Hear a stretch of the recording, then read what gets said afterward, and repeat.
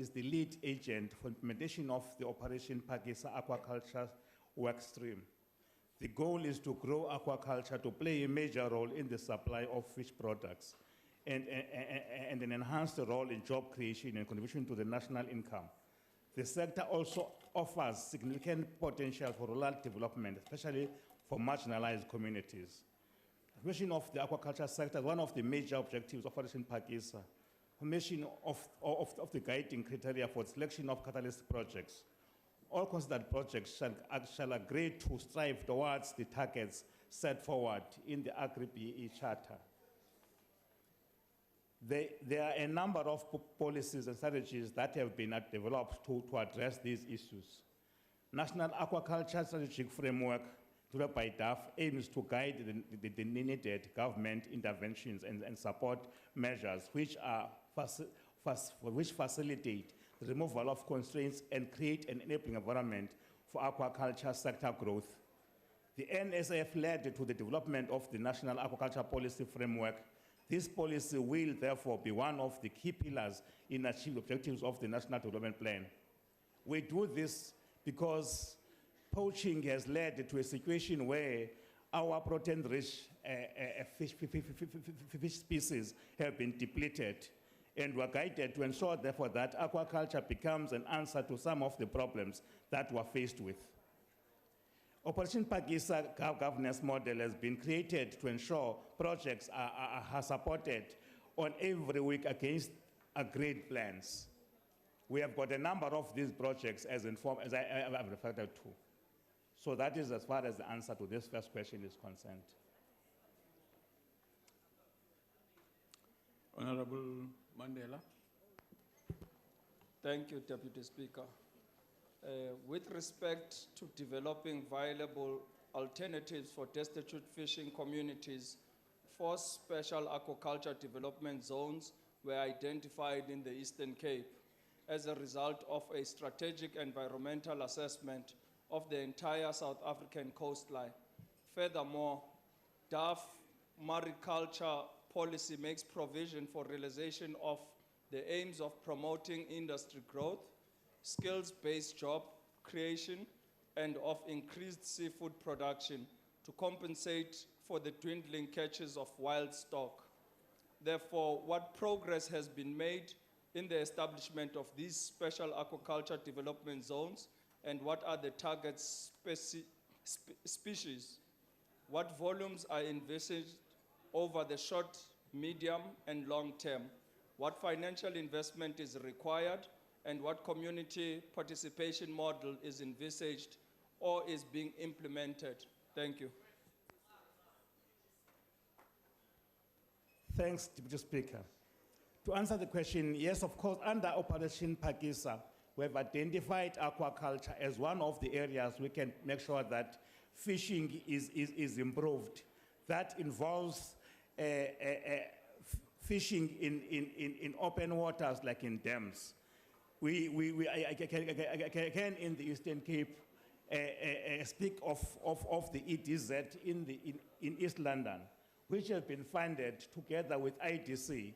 It is a venture I believe will be able to absorb and also allow the surrounding areas to participate in that area. There are a number of aquaculture projects in the Eastern Cape. There are 12 of them in the country. And the objective is to ensure that those fish species that have been depleted to a number of other due to climate changes are revitalized. And we're working on a program to make sure that we plan accordingly and come up with a feasible budget. And I believe that as a department, we're ready, working with Ministry of Environmental Affairs and other departments. IDC meeting recently has proven the fact that funding will not be much of a problem, provided that training is being done. We're training communities to make sure that we have got the necessary skills to deal with aquaculture as well as in the fishing industry. Thank you. Any other supplementary question? What's the story? It's not on the screen. What's wrong with the screen?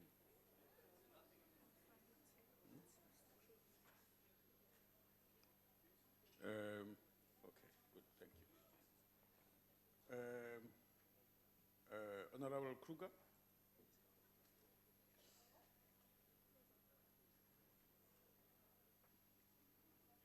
Okay. We're looking for people who have supplementary questions, so if you...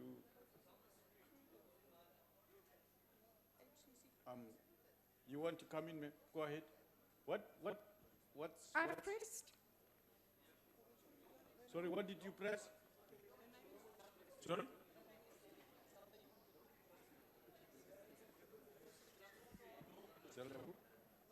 Jongbloed.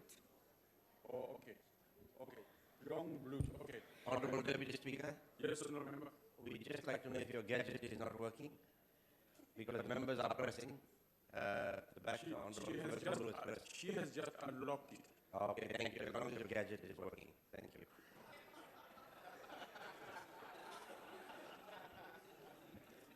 You will be in order, Honourable. See?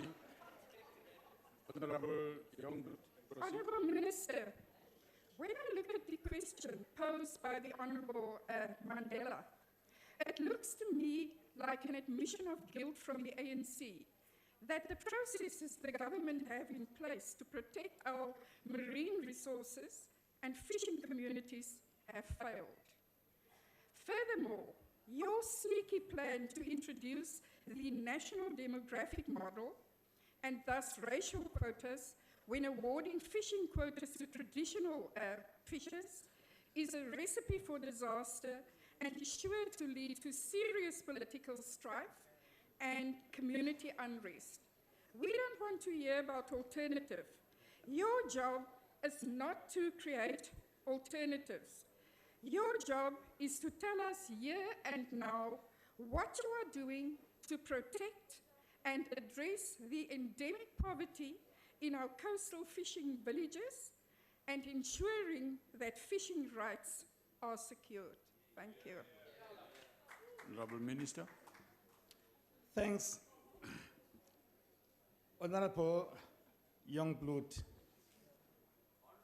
Our Honorable Youngblood, no Youngblood, Youngblood. I get some at Yeleche and different meetings have years, again who she is. You will be aware of the fact that in the department, as we speak currently, we're busy dealing with the issue of clearing the desk on the appeals that are in the department. The aim, therefore, is to ensure that when the time for allocation of rights comes next year, we are not only ready, but we make sure that there's transparency, that everybody will benefit. Anybody who will not agree with me that one of the contributing factors to shortages of fish species is not only due to poaching. You speak of the wild coast rock lobster, and there have been many washouts of that fish species. It's not due to any other thing other than the fact that there are changes in the climate that forces us to do certain things. So I will believe that you are more political than I am if you want me to believe that the only reason we are doing these things is because we want to change issues. We have reported to the Policy Committee on the work we have been doing on Operation Pagisa, and we believe that if we are to ensure that all our people benefit, aquaculture is one of the answers that can be utilized, not because of any political conviction, but because it is a reality. Only a person of your own political ideology won't agree with me that we've got challenges. Even in the Western Cape, by the way, poaching is very rife. It's nothing that only the ANC can deal with. We need communities. We need anyone that at least we can deal with it. By empowering local communities, we want to work with them so that they can be able to benefit in the process going forward. Thank you.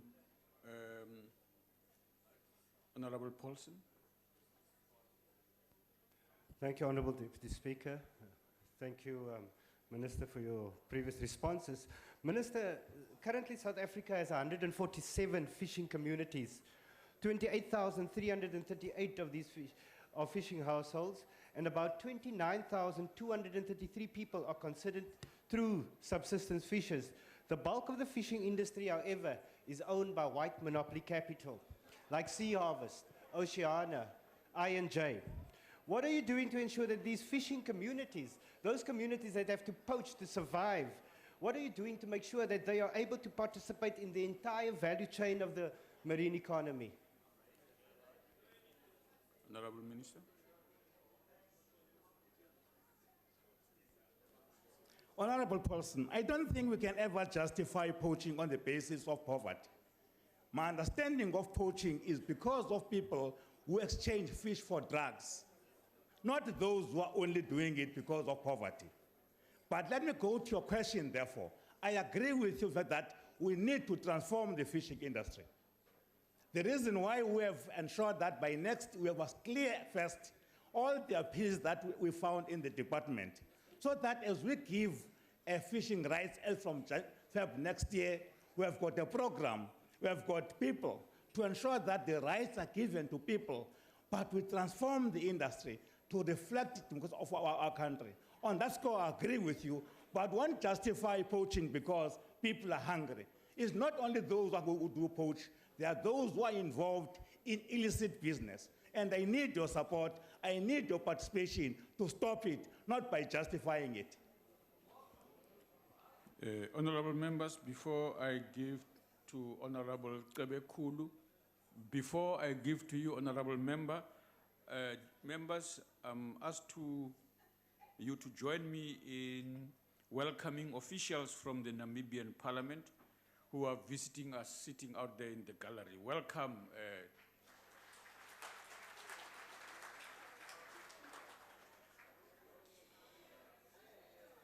Honorable Cebe Kulu. Thank you, Deputy Speaker. Honorable Minister, the poaching of Pelamon from our marine protected areas remains a matter of grave concern. Are the authorities making an impact in terms of poacher arrest? Are we ensuring that those caught in possession of Pelamon are receiving heavy sentences and fines? Are these adequate? Are the special courts that were introduced to deal with poaching still in operation and functioning well? In respect of subsistence fishing licenses to small fishermen, are these licenses being made easily available to those who need them, who need them most in order to put food on the table? I thank you. Honorable Minister. Thanks, Deputy Speaker. On the first question of poaching, our concern is as much as yours, because we believe that through poaching, especially on Palemon, we're depriving our economy of that very special space. We're doing all our best to make sure that the true participation of communities, so that we're able to isolate those who do poaching in our oceans. But more than that, to work with other state agencies to ensure that we don't only arrest, but we prevent. We're able to have means at our disposal. One of the Operation Papagesa's objectives, therefore, is to ensure that we protect our ocean, working with relevant departments. I can assure you that through the processes we're involved on, and we already advertised a policy dealing with small fishermen. The aim is to make it more easier, not only to acquire a license, but to stop this onerous situation where you must apply for a license, you should apply for transportation, you should apply for fishing rights. We want you to apply once so that you can access your fishing rights. But without protecting our oceans, I think that our fight will be defeated. We call upon each and every African to make sure that they join us in the fight against poaching. Thank you, Honorable Minister. Members, we move to question number 424, which has been asked again by Honorable Mandel to the Minister of Mineral Resources. Honorable Minister.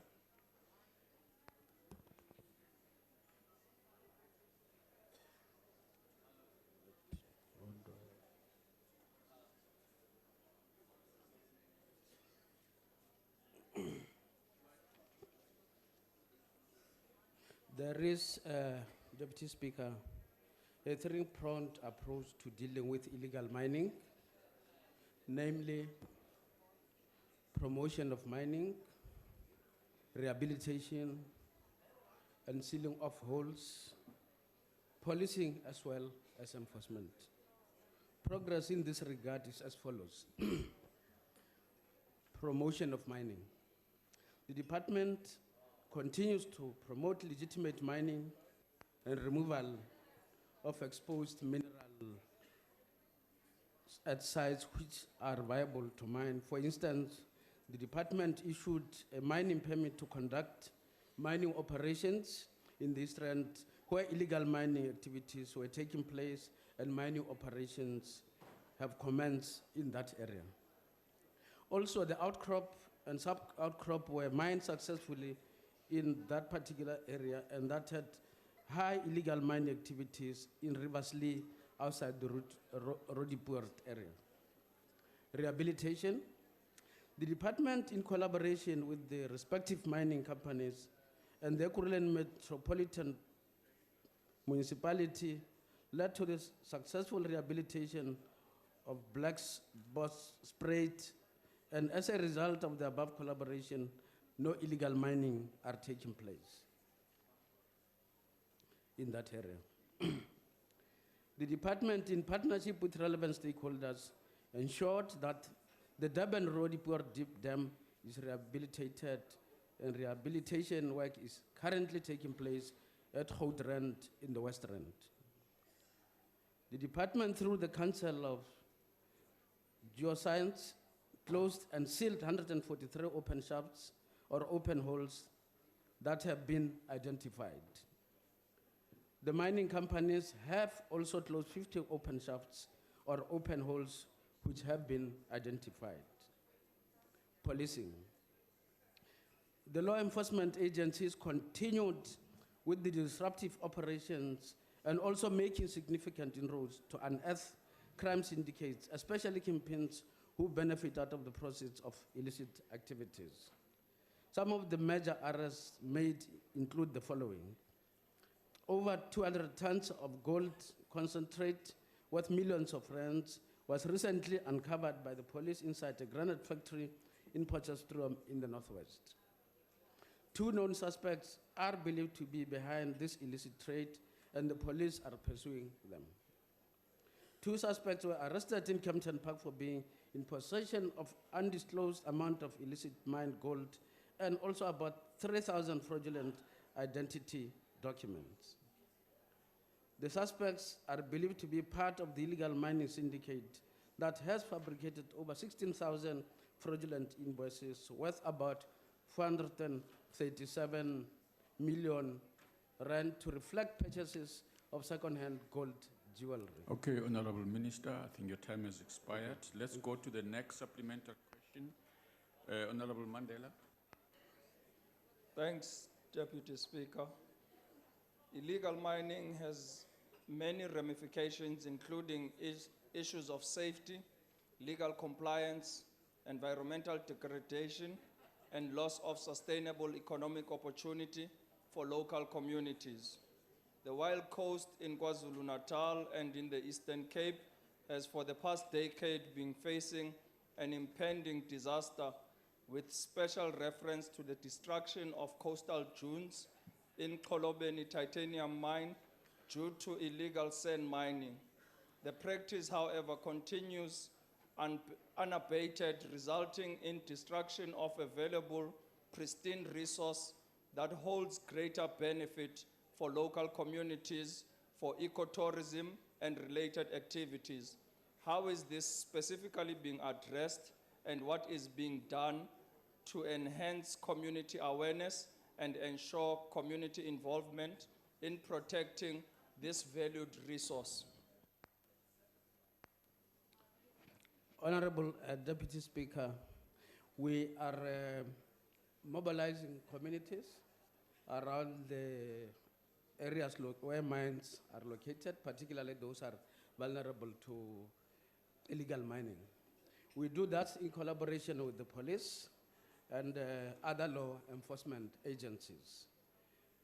There are situations which can be difficult when you find that there are armed people who come with weapons and therefore drive fear in the hearts of the community, so the community tends sometimes not to be that proactive. However, the response is that we must be seen to be, as government, to be on top of that situation so that the communities can be emboldened to participate in the policing activities. Honorable Lorima. Thanks, Deputy Speaker. Minister, I'm sorry we didn't get to hear you answer much of that question. There was some interesting stuff in there. Particularly with regard to whether or not you'd be holding former mine owners culpable in their failure to adequately secure former mine sites against illegal mining. Now, we'd caution against that because holding companies responsible after they have closure certificates would be just another chapter in the ANC's delusional story of trying to attract investment. It will not work. This government needs to realize something about mining. No investment equals no jobs. The state doesn't have the money to invest, so it has to be the private sector, so it should be made into an attractive proposition. Now, with regard to the last part of the question about new legislation to secure old mining sites, are we going to see that legislation? If so, where will it be written, and when will we see it before this Parliament? Well, we are looking at possibilities of ensuring that illegal mining is characterized as an economic crime. Because at the moment, what happens is we arrest people and then we charge them under trespassing. Currently, you have got the Mineral Resources Act before Parliament, and therefore we could insert elements such as those into these amendments that are coming. Thank you. Honorable Dlamini. Thank you, Deputy Speaker. Oh, the Minister is there. You know, Minister, there's one thing that we don't do. We don't celebrate Amavara, and we despise cowards, men who are scared of another man. Now, these multinational mining companies, all of them, BHP, Pilitin, Glencore, Loanmen, all of them, they're not complying with the mining charter in terms of their procurement, equity, social, and labor plans. As a result, all of them, they are in breach of the MPRDA. If we were tax minister, ngabe sithi amahundela wonke lama mining companies because they are continuing to mine and they are not breaking the law.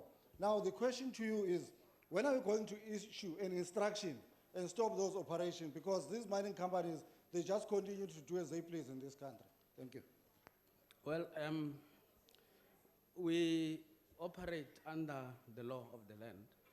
And I can tell you that since we have gone through the charter review, notices have gone out to more than 300 companies in this country to order them to comply. And only when they don't comply, we escalate to the next step. So as we speak, the notices are there, and I can assure you, even the big ones have received the notices of non-compliance. That's why we have got a case in the court as we speak, by the way. Honorable Easthuizen. Thank you, Deputy Speaker, Honorable Minister. Illegal mining operations threaten the livelihood of legal operations, compromising the safety not only of the illegal miner, but also the environment and the surrounding communities. And having said all that and seeing the massive negative impact on the country as a whole, why is it then that a prosecuting authority does not regard this offense as being serious enough to warrant proper prosecution? You've answered a bit of my question, Honourable Minister, in a previous question, but why are illegal miners only giving warnings or released on bail wherever they immediately return to the illegal mining operations? And given the seriousness of this matter, what interactions are taking place between yourselves, Honourable Minister, and the Minister of Police and Justice and Constitutional Development in order to effectively stop this illegal mining? Thank you. Well, there have been instances where we found that elements within the security forces have been collaborating with illegal activities. And when such happens and is detected, we are very happy to say the police have been seen to act very firmly and decisively. So dialogue between my department and my colleagues you have referred to will continue on an ongoing basis. Thank you. We now move to question 398, asked by Honorable Mainir to the Minister of Finance. Thank you, Deputy Speaker. and to the honorable member. There is indeed no doubt that South Africa faces significant constraints to faster economic growth. The second quarter growth number came in at a disappointing minus 1.3% in the first quarter. This highlights insufficient electricity supplies, and as a result of that as well, low private investment as well as high unemployment continues to hamper growth. Falling commodity prices, slowing growth in some of our trading partners, and volatility in capital flows and the exchange rate add further challenges. Many of these challenges will not be and cannot be addressed overnight. The impact of progress are likely only to be visible and felt over the medium to long term. However, government remains focused on implementing the 9-point plan announced by the President in this year's State of the Nation address. Just to mention a few of those, Medupi's additional 800 megawatts has raised electricity production and improved our electricity availability factor. Eskom also received the promised 23 billion rands to further facilitate the build program. We also continue to seek ways in which to engage the private sector to participate in meeting our investment challenge. The renewable energy IPP is being one of those most successful partnerships between government and the private sector. The port's tariff structure is also being realigned and port infrastructure modernized. Transnet's rail modernization program continues. Work continues also on the priority areas identified by Cabinet in January for the state-owned company reform. Furthermore, Cabinet approved the introduction of the socio-economic impact assessment, socio-economic impact assessments as of July, and it is being piloted, reflecting government's commitment to evidence-based policymaking and enhanced coordination and communication. 33 departments have already been trained in applying the SEIAs, an important investment to ensure that these efforts are carried out. Thank you, Honorable Deputy Speaker. Honorable Minute. Thank you, Speaker. There is a great deal of confusion surrounding the nuclear build program, which is frankly terrifying South Africa. Now, President Zuma claimed in the statement referred to in the question on the 11th of August 2015 that the nuclear build program is at an advanced stage of planning and that the procurement is likely to be completed in this financial year. But then the minister claimed a couple of days later that the National Treasury had just been invited into the process. And then just yesterday, the Honourable Minister of Energy claimed that the minister was wrong. The National Treasury had in fact been involved from the beginning. So I would like the minister to tell us whether the National Treasury has done any work on the nuclear build program, and if it has done some work, what work has it done and when did that work begin? And most importantly of all, whether that work will be made public and tabled in Parliament. Because in the end, with respect, and there's no other way to put this, the public want to know what the hell is going on.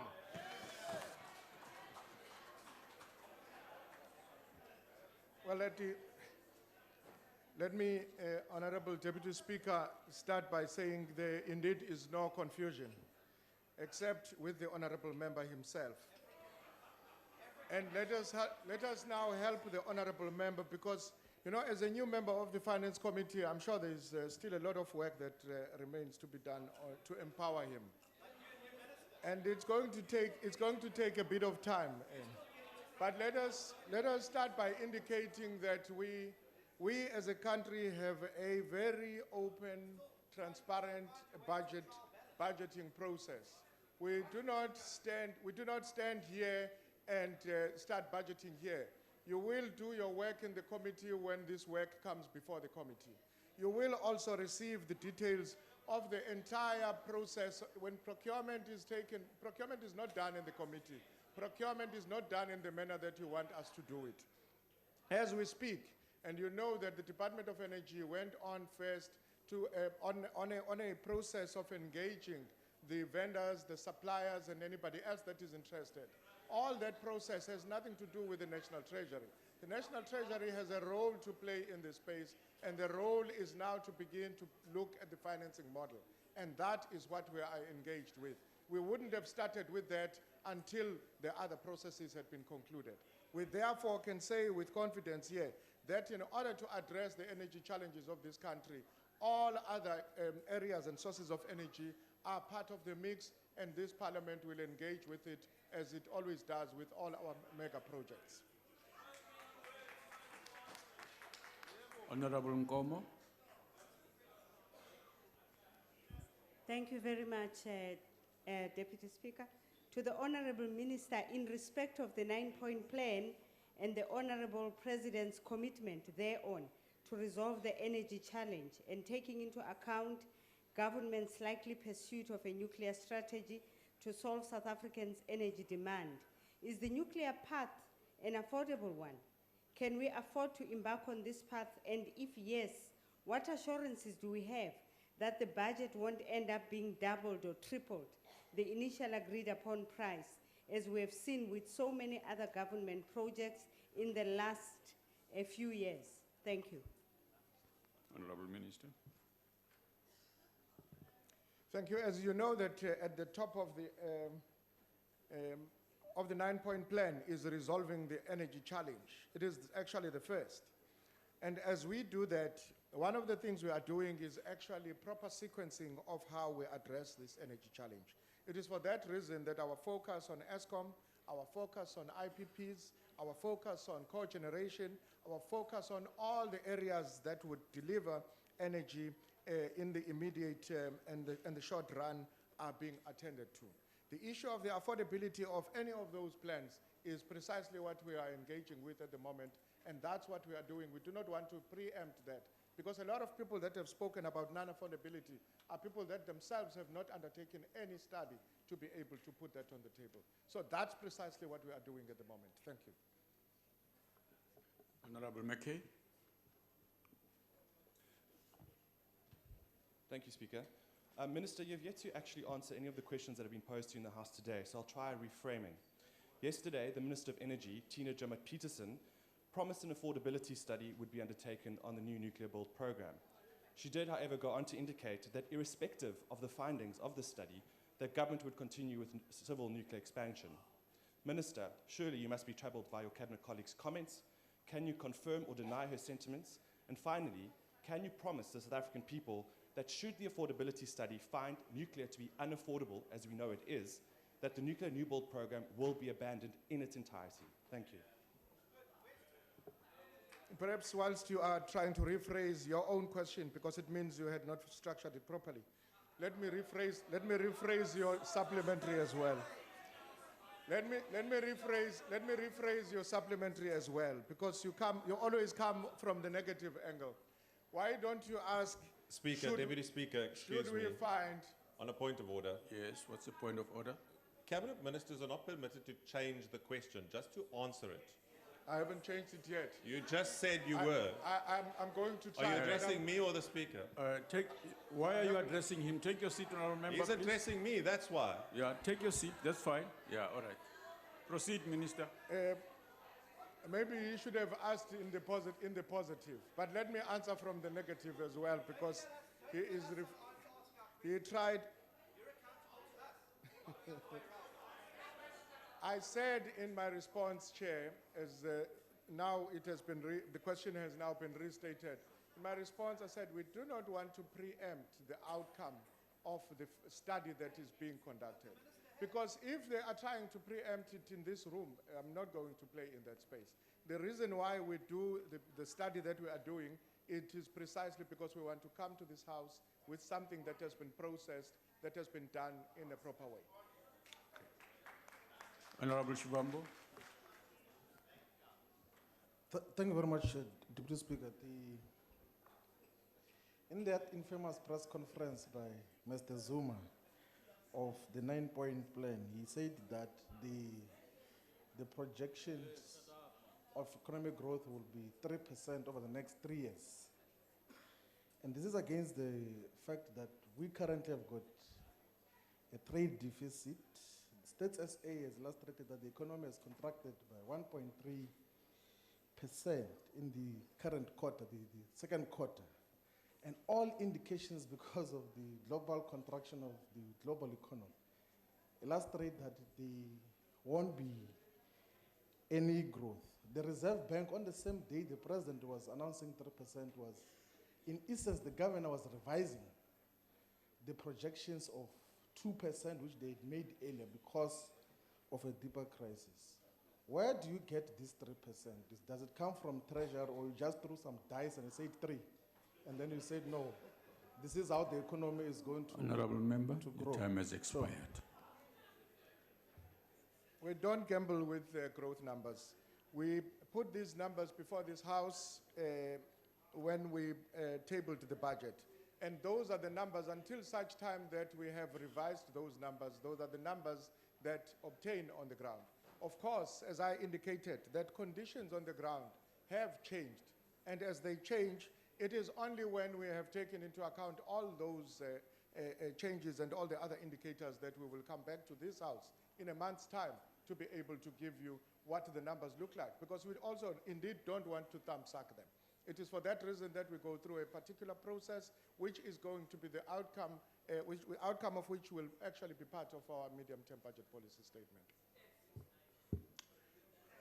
Honorable members, question number 407 has been asked by Honorable Paulson to the Minister of Agriculture, Forestry and Fisheries. Honorable Minister. Question number 407. Thanks, Deputy Speaker. The Department of Agriculture, Forestry and Fisheries, in collaboration with the provincial departments of agriculture, Department of Social Development, Department of Basic Education, Department of Health, Department of Public Works, Department of Performance and Monitoring and Evaluation, Cooperative Governance, Department of Rural Development and Land Reform, is in the process of finalizing the Food and Nutrition Security Implementation Plan. And that plan is led by the Department of Agriculture that looks at making sure that there is zero food insecurity by 2030. The blueprint plan addresses food and nutrition security broadly as follows: increasing production of staple commodities such as maize, beans, and potatoes through Fetsatlala as one of its pillars, fully coordinated by DAF. These include the food security programs funded through Ilima Litsima conditional grant to encourage food gardens, as well as other mechanisms that ensures that food production happens. This intervention aims to increase production of food so as to cushion the impact of food prices. Through local food production, food will be affordable to the indigent. The department further provides assistance to farmers during disasters by providing disaster assistance in order to build resilience of smallholders. The strengthening of the social security system is another pillar and is coordinated by the Department of Social Development. Food and nutrition security is addressed through social grants, community nutrition development centers, social relief of distress and drop-in centers.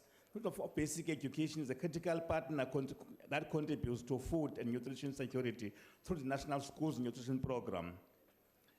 The department is not the sole custodian of these programs, but facilitates, coordinates, and reports on those programs under the Outcome 7. The implementation of the plan will be in collaboration with other departments, as I have mentioned above. Thank you. Honorable Paulson. Thank you, Honorable Deputy Speaker. Thank you, Minister. Minister, you just once again highlighted that it is poor communities that suffer from food insecurity. And studies by various institutions have shown that food security programs by government will continue to suffer if it's not linked to the resolution of land struggles of the poor communities are faced with. So again, Minister, is it possible to ensure sustainable food security for the rural poor without tackling the land inequalities in this country as well, or even first? Honorable Minister. Thanks, Deputy Speaker. There's partly truth in what you are saying, in terms of that we fast-track land reform. I agree with you on that one. But as we speak in this house, there's a big chunk of land that lies unused in rural communities. And that land should be encouraged. On the 6th of August, we met with almost all the kings and chiefs under whose jurisdiction rural land lies under. And I disagree with those who said we should make sure that land is transferred to individuals as a cause of I think because our people will sell their land and lose out. What we need to do, therefore, is ensure that together with the people, we make sure that that land transformation and usage of land is fast-tracked. So in dealing with food security, we're dealing with a number of issues. We need to understand the climatic conditions, come up with new cultivars to mitigate the situation, improve the accessibility to funding and water licensing being made able. So there is not only the answer that you are given that is enough, it needs a lot to be done. And as a department, I believe that we're above board, we're dealing with issues we are raising. With communities working together, we believe that we can dent the scourge of unemployment and poverty, provided all land available is used before the land that we're working very hard to ensure that land is transformed. That land should be used as well to create a new culture of black farmers who must compete with their counterpart. But without access to markets, you can produce as much as you may. Without markets, you won't succeed to do those things. So it's a multitude of issues we need to do to achieve our goals. Thank you, Honourable Minister. Honourable Filton.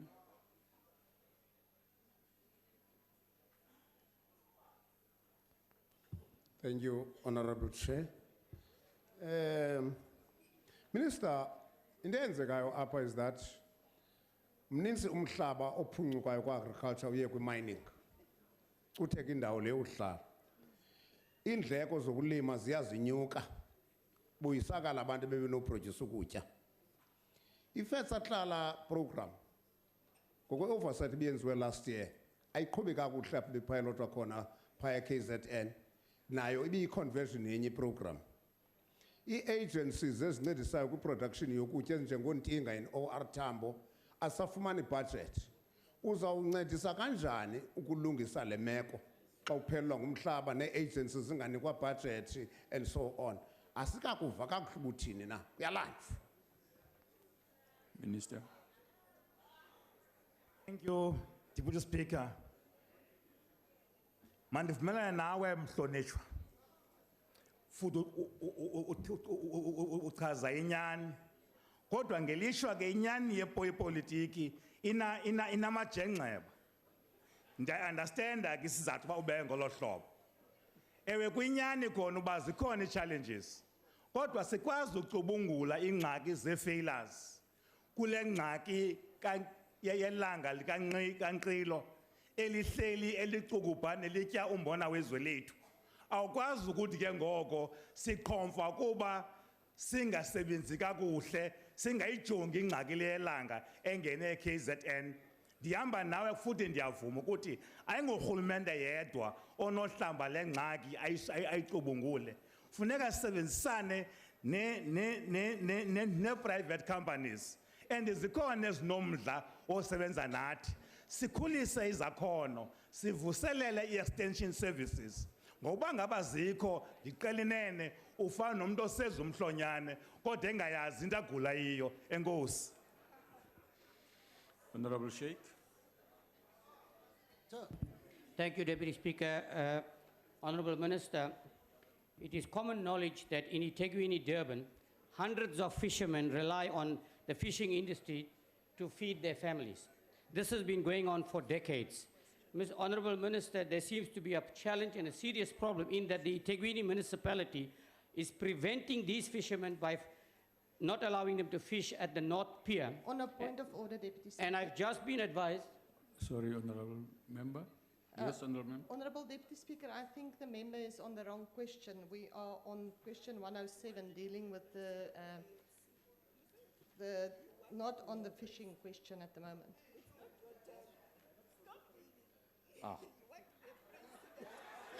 Are we not on the one on agricultural figure? What question are you addressing? Let's ask you, Honorable Member. It's 407. I'm addressing the one to the Minister of Agriculture and Fisheries. A supplementary question. Supplementary question. That is Yes. Ask him a supplementary question. It is a supplementary question to the Minister of Agriculture and Fisheries. Yes, ask him. On a That is point of exactly what order- I'm Is it asking. relevant? Yes, I want It is to hear. relevant. On a point of order, Deputy Yes, ma'am. Speaker, he's asking a supplementary question on 375. We're on 470. It's Let's- the same minister. Let's give him a chance. He'll sort himself up. Don't worry. Honorable, Go ahead. Honorable Deputy Speaker, the Honorable Minister spoke about food security and creating jobs Yes. in the agriculture, fishing and forestry industry. Yes. And I'm referring to that particular matter when I am addressing the Honorable Minister in terms of the challenges faced by those that fish in Iteguini region that are being deprived of an income as a result of the municipality preventing them from fishing on the pier. Thank you. Honorable Minister. Thanks, Deputy Speaker. Thanks to the question. I agree with you about the problems faced by small fishermen. I happen to have been in eThekwini, and I agree with you that some of the issues are not issues due to inefficiencies. Example of the prawn in the KZN. It is informed by the fact that there's no flow in St. Lucia River, which deprived then the spawning processes of that fish species. WAPI is a department, as you may know, with the new policy on small fisheries. We believe that through interaction with the communities, we'll improve accessibility to fishing areas. We'll make sure that we come with models to assist them. But in my view, they cannot remain small forever. We need to make sure that as we issue new licenses, we come up with models to make sure that they join the bigger league of people. And I've seen Unjoman agreeing with me on that score. Thank you very much. Honorable Semenya. Thank you, Deputy Speaker. The ANC 2012 Policy Conference agreed that food security as a prior area will require strategic and integrated intervention to address access to and control over fiscal and social economic means to ensure sufficient, safe and nutritious food at all times in order to meet the dietary requirements for the healthy life. The program that emerged from the ANC Policy Conference in response to food security is the Fetsatlala Integrated Food Production, which aimed to place 1 million hectares under production. Can the minister provide an update on the progress with regard to the integrated food production program in meeting its objectives? Thank you. Honorable Minister. Thanks, Deputy Speaker. The question is related to Fetsatlala and other programs. That needs to dent the scourge of poverty, unemployment. We have targeted the former homeland areas so that we're able to make sure that through this funding, we're able to assist small-scale farmers. We're able to target and make sure that we do soil analysis so that we can be understanding as to which kind of crops can be planted. And we link our future production with the 44 sites identified by rural development so that through food processing can be able to improve the food value chain. And we're convinced that with other policies that we're engaged on, like policies to mechanization, access to input costs, to ensure that we deal with the issue of the current situation where the production of fertilizers is in the hands of a few, to make sure that people have access to seeds and other forms of agriculture. And we believe, therefore, that in coming to the plowing season, we're better placed. And among the things to do is to ensure that we revitalize the essence of extension services so that our people can be able to have access to those facilities. But more, we need to ensure that, therefore, we study and understand the fact that under climate change, ours is only to do mitigation, which calls, amongst others, a clearer usage of water and using other forms of irrigation like drip systems so that our people can realize the future of agriculture. And we are conforming to the policies of the African National Congress in as far as food security. And we believe, therefore, that working with our smallholder farmers, improving the essence of mentoring so that they've got access to knowledge, we will build a better future. And that improves all our provincial, our homeland areas, as well as areas where predominantly we have got smallholder farmers. Thank you. The next question is 426, asked by Honorable Jackson Tembu to the Minister of Environmental Affairs. Minister.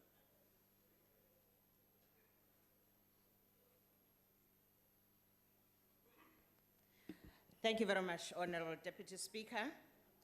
I'd like to take this opportunity to thank Honorable Member for asking this important question. Response. Parties to the United Nations Framework Convention on Climate Change, known as UNFCCC, agreed in 2013 to launch a process for all parties to communicate their post-2020 climate change response undertakings in the form of what we call the intended nationally determined contributions, the INDCs. In 2014, the decision was further elaborated to define a scope of the INDCs as a minimum to include mitigation, adaptation, and means of implementation, that is money. South Africa is currently preparing our INDCs and we are consulting. I'll come to this point a little later if I have time. However, we will be able to submit this by the end of September, beginning October, so that we also are amongst the nations who are submitting our INDCs.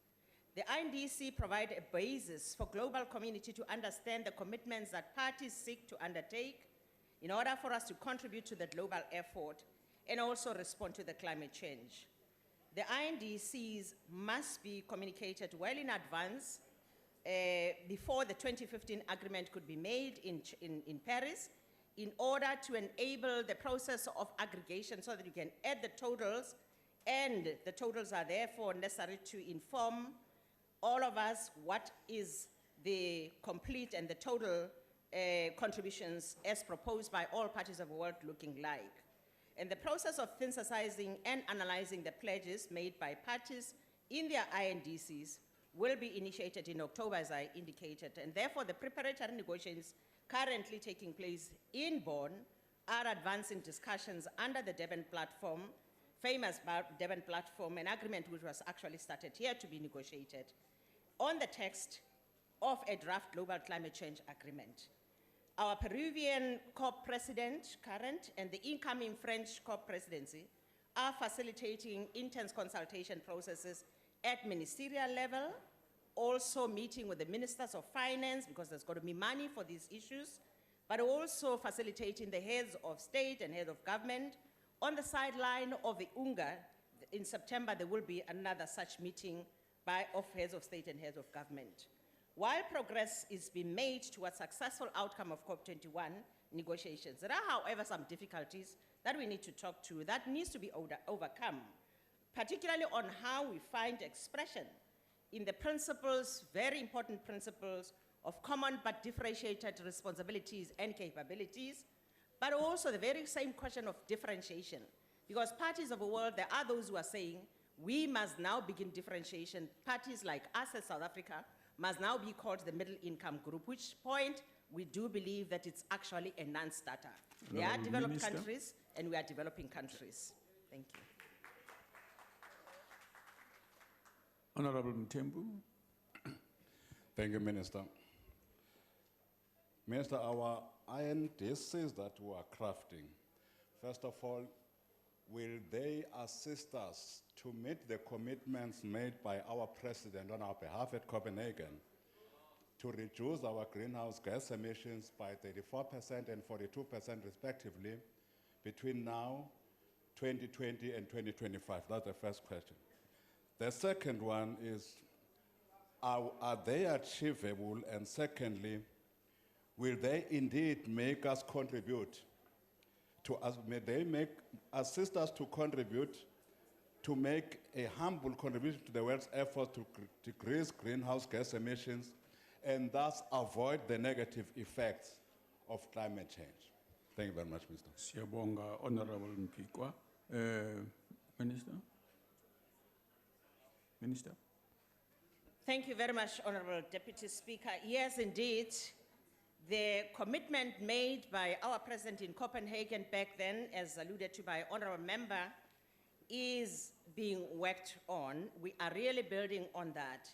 We do believe that it's a long-term mitigation scenario that we shouldn't actually deviate so much from, but build on it. South Africans are right now and currently working together to try and ensure that what we submit as our INDCs in South Africa actually do and does have actual connection with the long-term mitigation scenario that we have submitted.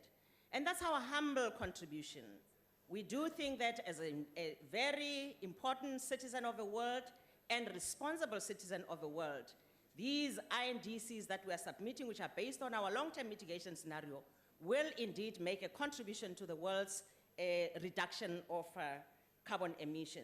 And indeed, they will contribute. Our people have spoken for particularly the Portfolio Committee and all other departments that are participating. Would like to thank you, because indeed this product that we have in front of us is actually a product of consultation. It arises from discussions, very hard talks. Right now we're discussing with business.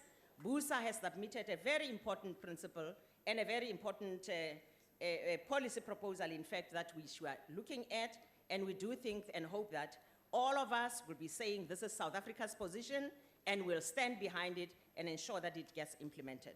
Thank you. Thank you, Minister. Honorable Hadebe, TZ Hade. Thank you, Honorable Deputy Speaker. Through you, Honorable Deputy Speaker. Minister, according to the report by the European Climate Action and Energy Commissioner last month, 56 countries representing 61% of the global greenhouse gas emissions have handed in their reduction pledges. However, the key group of 20 countries have failed to submit their reduction pledges. It is extremely worrying and embarrassing to hear that South Africa is amongst the group of countries who have not submitted their emission reduction pledges. It is clear that the ANC government is failing to take global warming and impact it has on our communities seriously.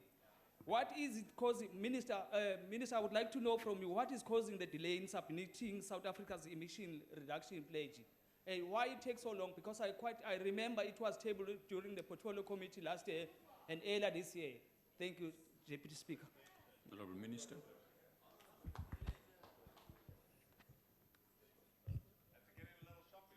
Thank you very much, Honorable Member. The Portfolio Committee on Environment knows that there is actually something called a deadline. We are working on a deadline, and that deadline, I did say, please listen, September, end of September. Today is the 2nd of September.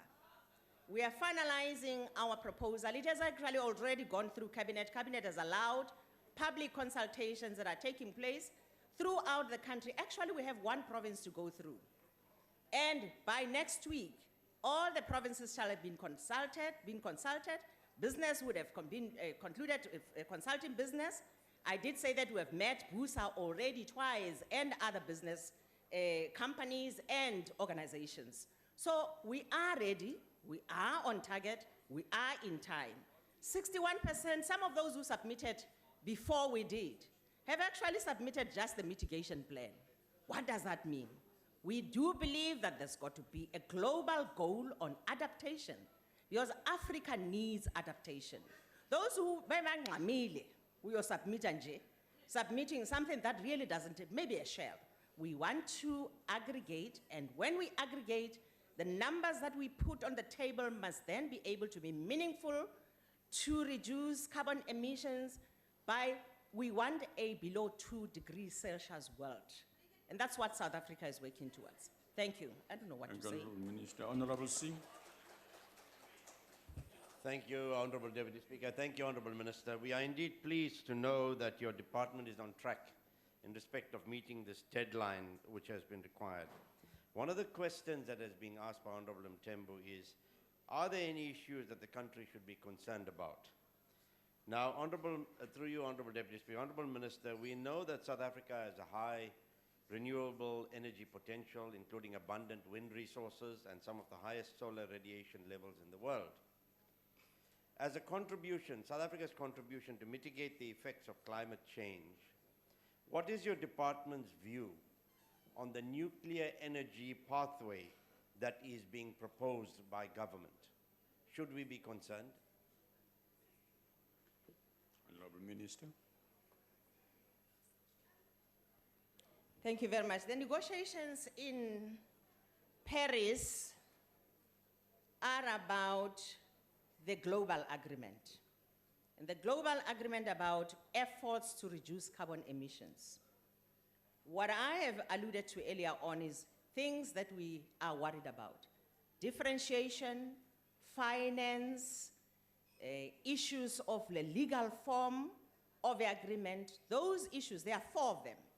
If they may not be agreed upon by any party, we have a potential problem, a potential disaster of maybe not even finalizing our agreement on negotiations. Back home, when we come back to implement, what are we doing? In our space, we have what we call the climate change response policy. It covers, amongst others, energy. Let me go straight to energy, because other elements we'll discuss one day, transport and so forth, all those things that are in the climate change response policy. But with regards to energy, South Africa, at the time when we were working out our long-term mitigation scenario, our IRP, we also agreed that with an energy plan as IRP, we will have nuclear. Now, from the perspective of environment, let me say this. Nuclear is clean energy. Nuclear is green energy. It's got to be said. However, just listen so that you can learn a bit. However, what is a challenge is the waste. The waste of nuclear is the thing that we are concerned with as a country. And therefore, you cannot therefore predetermine that because nuclear waste may be a problem even before working out your mitigation scenarios, your issues of ensuring that you store the nuclear energy waste, you deal with whatever capacity technology there could be, choices of technology and so forth, already conclude and say from an environment point of view, we're not supporting that. We support green energy, which is part of nuclear energy. Thank you. Honourable Ntobogwana.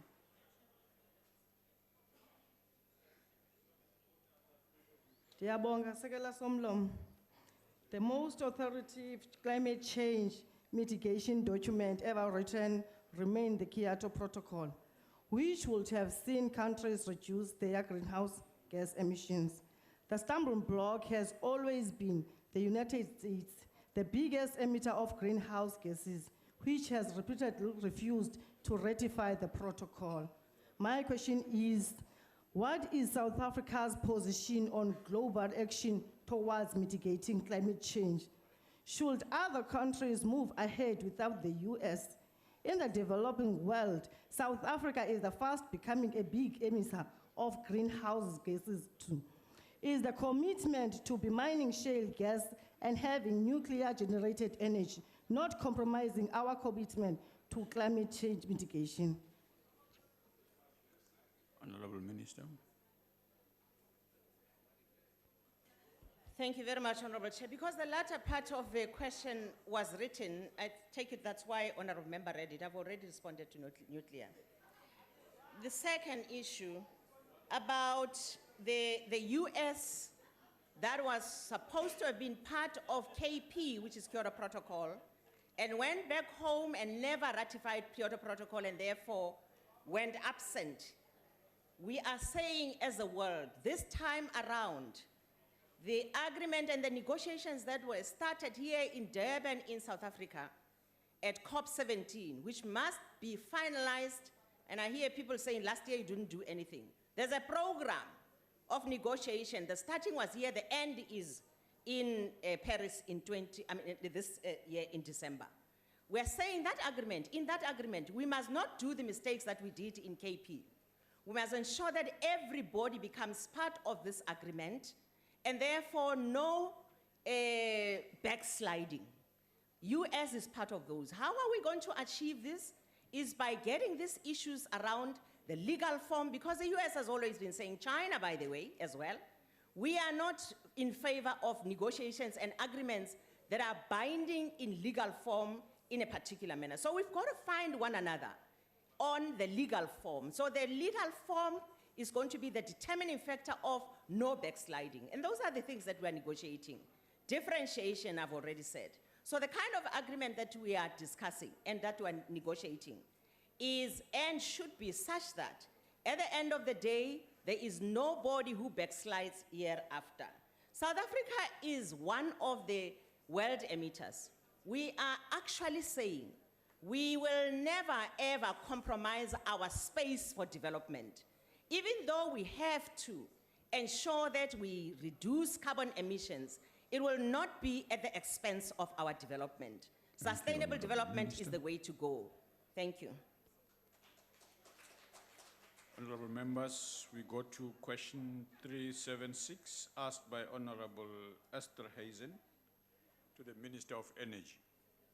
Honorable Minister. Honorable Esther Hazen, as a member of the Committee of Energy, I suppose that you are aware that this question should not be asked to the Department of Energy and that the matter does not fall within the ambit of responsibilities of the Department of Energy. Thank you. Deputy Speaker. Yes, I Honorable rise on a point of order. Yes, Honorable Member. When questions are submitted to the Secretariat, we do not say which department it should be sent to. The Secretariat should be advising us as political parties that the question should be referred to another minister.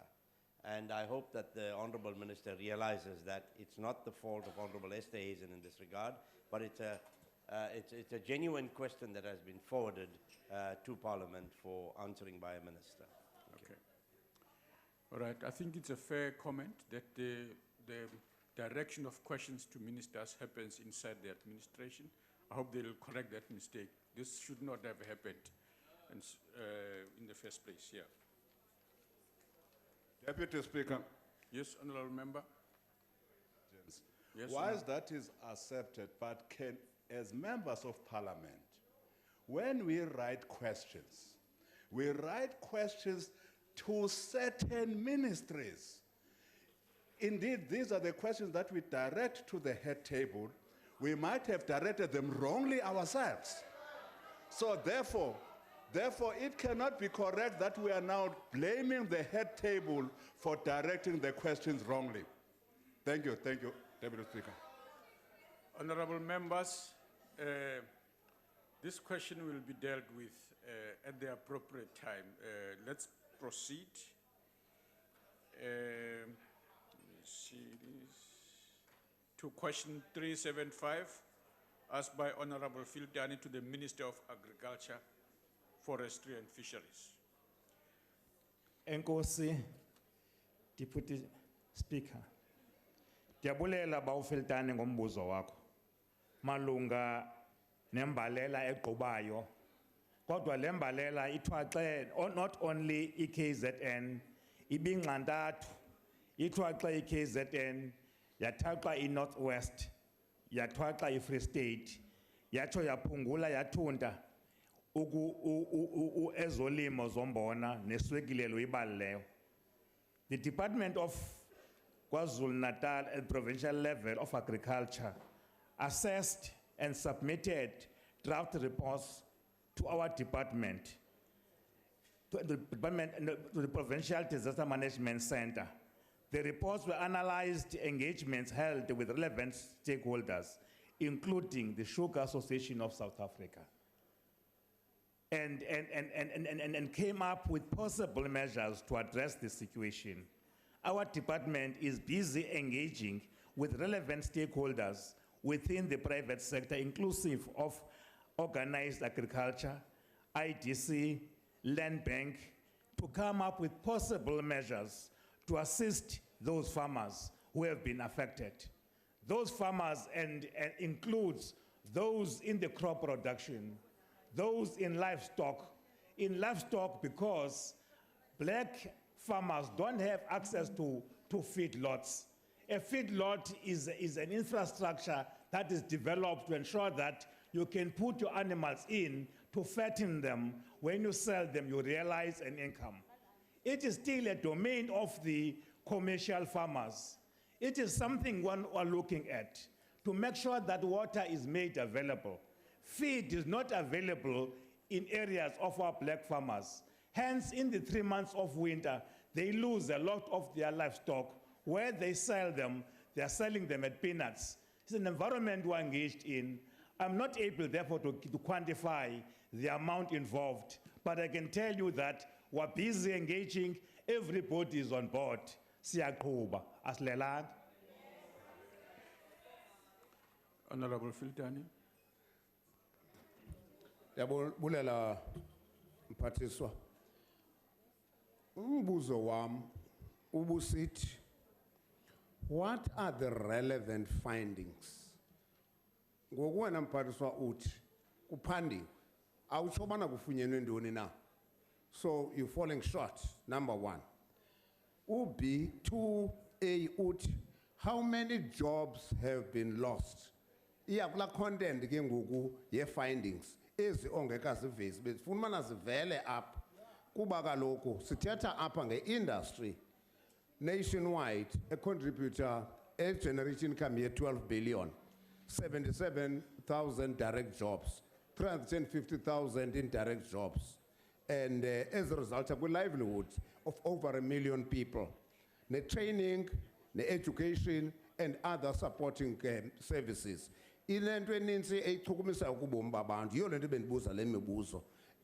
So sifuna ukuqonda ke into yobana zithini na injongo into indlela eyilungisa lento kuba asiyombalela yokuqala. Sesiphelile isikhathi sakho baba. Enkosi. Mandibulele Sekela Speaker.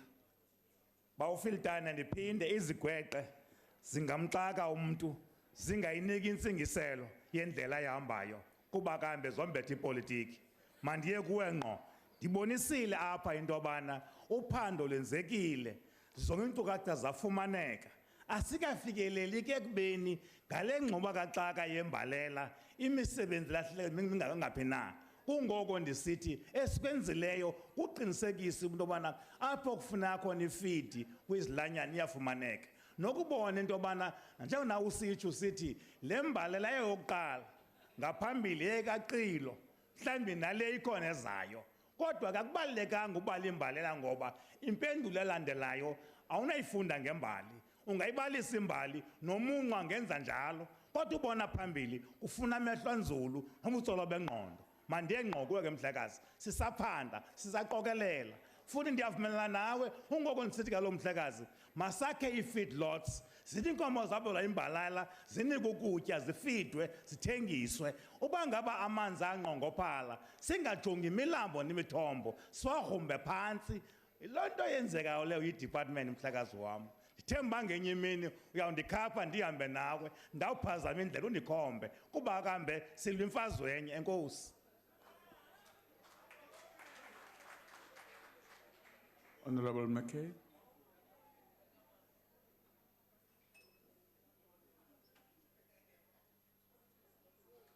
Honorable Hlengwa. Thank you very much, Honorable Deputy Speaker. Honorable Minister, the sugar industry is in a lot of trouble. The drought just comes to compound it now. Already we are dealing with dumped sugar from Brazil, Guatemala, India, and so on. Minister Davies is speaking about tariffs and so on. Minister Nkwinti is saying that we shouldn't actually be even importing these things. And so it's already an industry that is under strain. So the drought comes into compound that.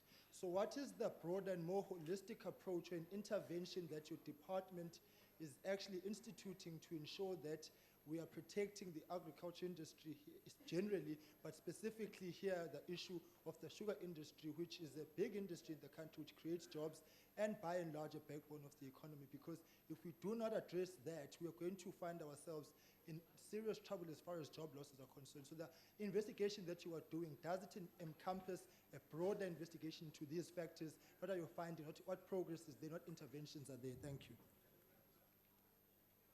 Honourable Minister. Thanks, Secretary Somlom. Man pendling ngolhlobo, or may ask this way. Amongst a broader program to deal with green energy, sugar beet forms part of that. So that as a basis going forward is to ensure that sugar is not only used for the current purpose it is used now. And we have had discussions with the sugar industry. And they have complained about the fact that they're competing with countries like Brazil, who don't rely only on sugar being sold as a commodity, but also being used for electricity production. We're busy looking at that. When that policy is introduced, I'm sure you'll agree with me that there will be other avenues for which sugar is used for. But of course, we need to improve the way we do our agriculture. Coming to smart agriculture, better usage of water resources to make sure that those farmers are assisted. As I've said in my response, we have met with the sugar associations. We agree that we need to find funding models that can assist them to make sure that we alleviate the current environment they are in. Yes, I agree with you. The future of agriculture needs us to do better things. Among those is to find markets for other commodities. But for sugar, I believe if we use it for other people than what is used it for now, there will be a better way and an improvement in their own income. They are on board on those discussions as an industry. Thank you, Honourable Minister. Honourable Lowe.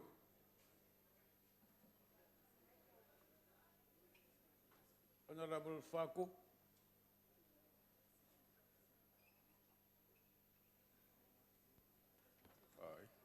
Thank you, Deputy Speaker. I'm covered. It was a follow-up question to the Minister of Energy. Thank you very much. Thank you.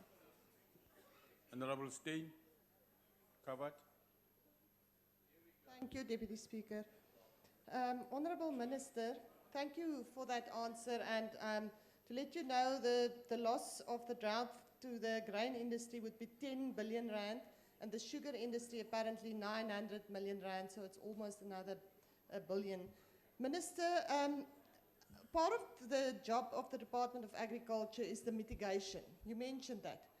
So the prediction for next year's rainfall is that we're going to have another drought. What is the department doing currently so that we look at next year? Farmers in the provinces that you mentioned said to us that they will not be able to get production loans this year to replant. So we might have another crisis on our hands soon. So what is the department doing to look at the mitigation and so that we can ensure that farmers plant now in this season? Thank you. Honourable Minister. Thank you, Deputy Speaker. As I've mentioned before, that what we have done is the assessment of the extent to which those farmers have made a loss. And I agree with you on the figures that you are giving. But the answer is to make sure, therefore, that we improve the way we do things. Our ARC is busy trying to find alternative cultivars. As we showed last year that we have just produced a 20% drought-resistant seed that we must make sure that it is available to farmers. And I'm sure, therefore, that in coming to different crop like maize and sugar, we should come up with different methods. One of those is to improve the way we use water. And I can say to you that if we can make sure that we put most of our maize production under irrigation, not the kind of pivots that we are using, but even on other forms that can make sure that we can produce while we are faced with the droughts that are coming on board. And I believe that in the forums created, where these farmers are participating, and yourself, Ms. Dane, as a farmer yourself, I'm sure will come with answers. It is our concern to make sure that farmers don't lose hope to be in production next year.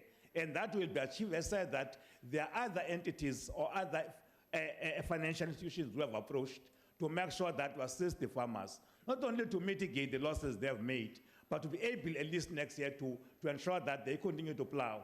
We need to improve our methods that we're employing in dealing with smart agriculture.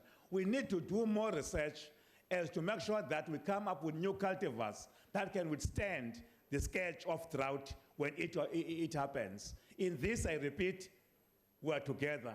We must find answers. Thank you, Honourable Minister. Honourable Ramkwase. Thank you, Deputy Speaker. Thank you, Honourable Minister. Mine is on irrigation, and it says, how will draft irrigation strategy aimed at increasing the number of hectares under irrigation by smallholder producers be taken forward to alleviate current and future threats of drought to economic sustainability of the sector? Thank you. Minister. Kyalibucha, Deputy Speaker, Tate Ramkwase Kyalibucha ka potso ya gago. And my answer is that, as I spoke of smart agriculture, we speak of other methods because one of the areas is to improve the availability of water and to make sure that it is easy to access water licensing. Those with licenses be able to share with others. And we propose that we use more the drip system than the pivot system, as it also exposes water to other higher levels of evaporation. We will achieve this by making sure that we put more funding in building the infrastructure. With the Department of Land Reform and Rural Development, we're working on a plan to make sure that areas that are vulnerable to high levels of drought are assisted.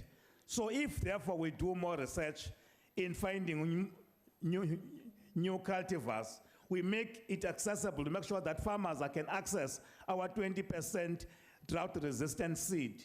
I'm sure we can improve and ensure that we can withstand the scourge like the one we are under. But I'm sure, therefore, that in the new plans going forward, we need to put a bigger amount of land under irrigation, as we can no longer rely on dry agriculture as we have been exposed to before, informed by the current situation. So funding will need to be made available to assist farmers and build more new dams. And if not, we use the underground water systems like drilling boreholes so that those farmers are not exposed to the current conditions that we are in. Thank you very much. Thank you, Honourable Minister. We move to question 423, asked by Honourable Matlangwana.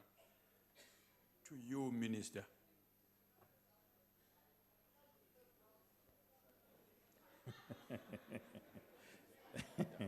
Thank you, Deputy Speaker. On the question, thank you, Honourable Mr. Matlangwana. On the issue of aquaculture and skills, we have entered into partnership with the University of Nelson Mandela University in trying to invest more on key skills in aquaculture. We have entered into agreement with China in as far as an exchange program so that we can have access to the most crucial skills that we don't have at our disposal. The Chinese government has agreed to allow us to send students to go to study in the field of aquaculture. So it will be in the accessibility of skills, training of our people, to ensure that they are able, therefore, to understand. And as a department, we have put aside an amount to make sure that we can improve the work of black-owned cooperatives. And we can only do that by making sure that training is made available. We do have, therefore, a plan to ensure that aquaculture succeeds. Thank you very much. Is there a follow-up question from the Honorable Makungwana? Thank you very much, House Chair. Ndibambe ngasibini kuwe mphathiswa. Imiba emininzi uyichaphazele phaa kulaa mpendulo kaNkosi Mandela. Kodwa ke umbuzo nje mnye nemibini nemithathu ithi, what are the results of any impact assessment in determining success of such disbursements to the intended objectives of projects? That is referred to CASP, which I think is playing a very important role in our provinces too. What is the nature of the collaboration with the Department of Higher Education in addressing the shortages of skills and human capacity? Uyiphendule lo mbuzo, kodwa uba unowuthi kule branch ye-fisheries, how do we deal with that? Because that branch ye-fisheries iye yalambata kakhulu in the past because of the past systems. Honourable Member, Okokugqibela. your time has expired. The Honourable Minister. Enkosi. Deputy House Chair. Mnumzana Maxakwana mandivumelana nawe.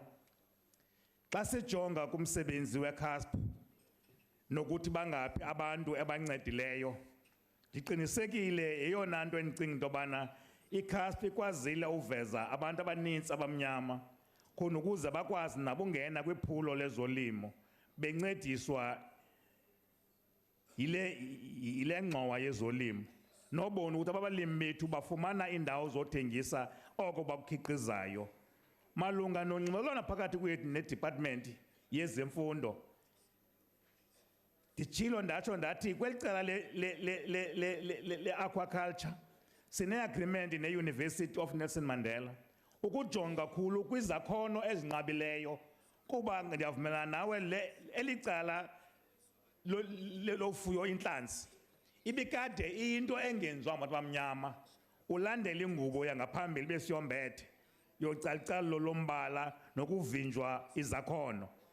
Currently, I believe that with the agreement with the Chinese government, we'll be able to acquire enough skills so that all the projects we are embarking upon, including the program with the Nelson Mandela University, we have necessary skills so that no aquaculture project fails because of skills shortages. We believe, therefore, that aquaculture will be an answer as we are dealing with trying to prevent any further poaching, as well as the impact of climate change that depletes our fish species. Thank you very much. The next follow-up question is to be asked by the Honourable Schlengwa. Ngiyathokoza kakhulu Sithole Mhlonishwa Ngqongqoshe. Empendulweni yakho kubalulekile ukuthi kukhona nezivumelwano zokuthuthukiswa kwamakhono ekukona ke kuzoqinisa umsebenzi ekukhulunywa ngawo, kodwa amakhono ewodwa wanele uma ngezukunikezwa abantu bakithi ulwazi lokuthi amabhizinisi abazobe besebenza ngawo akwazi ukuthi abe nenqubekela phambili. Because previously some of the research has found that while skills development and skills transfer has been a priority, we've been lagging behind in ensuring that the sustainability of these business initiatives, such as the incubation, to make sure that they are able to stand on their own and post the intervention. So we then want to find out, Honourable Minister, what plans do you have in that regard, particularly working with entities such as CFA, your IGCs and so on, to ensure that skills transfer is balanced with the knowledge and expertise of business management to ensure that we don't set this business up for failure. Thank you. Honourable Minister. Thanks. Honourable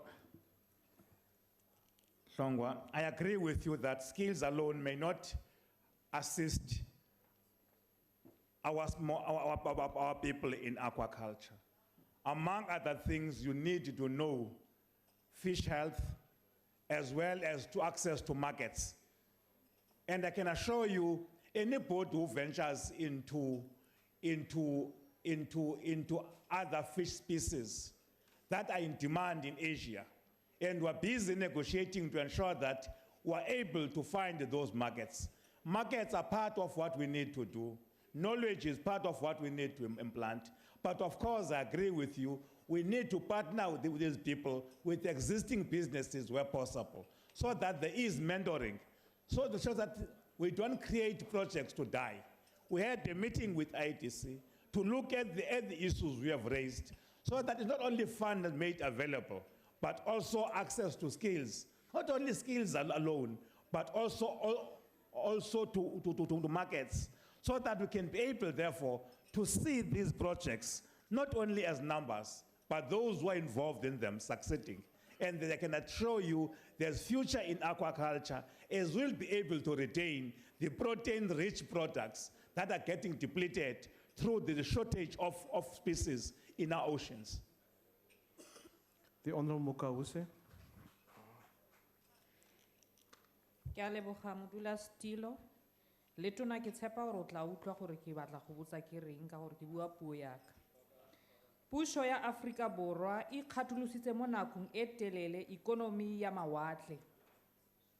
Re bone mo presidente a tlhoma se re se bitsang re re ke Operation Phakisa mo nakong e fetileng.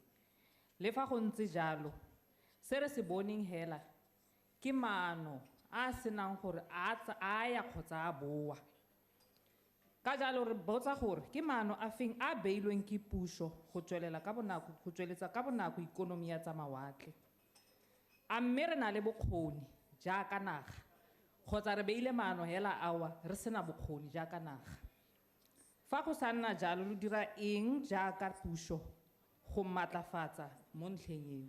Ya leboga. Honorable Minister. Ke leboga o menahane. Ke utlwile sentle. As a government, we don't do things because we don't know what we are doing. If you can care to know and understand what is involved in aquaculture, you will find that we're not only dealing with, in oceans economy, we're dealing with transportation, we're dealing with oceans management, we're dealing with aquaculture and others. We're clear of what we are doing. We have identified 12 projects on aquaculture. We're busy reclaiming harbors. Without harbors, we cannot do fishing. Ki nagana gore ha o ka ifa nako o dule le nna ka ba re bue ko mhaleng. Re bue ko a ke dule wa ntse ka mtswalle ko mhaleng ngwaneso sa ga tsoga ngwaneso. A ke batla o bua le mo mhaleng ka mabaka a mang. Ke batla o thusa o tlhaloganye gore ha re bua ka fisheries, ha re bua ka aquaculture, ha re bua ka program ya go pele re bua ka eng. Mohlomong ha re bua ka mona a nke o On a point of order, House Chair. What is your point of order, Honorable Member? Letona ga re na nako ya go bua ko dikgoneng jaaka mokgatlho. Re tlile mo re romilwe ke batho. Ha re botsa dipotso ra re o di arabe mo gore batho ba re romileng ba kgone go tlhaloganya. Araba potso mo tlung rra.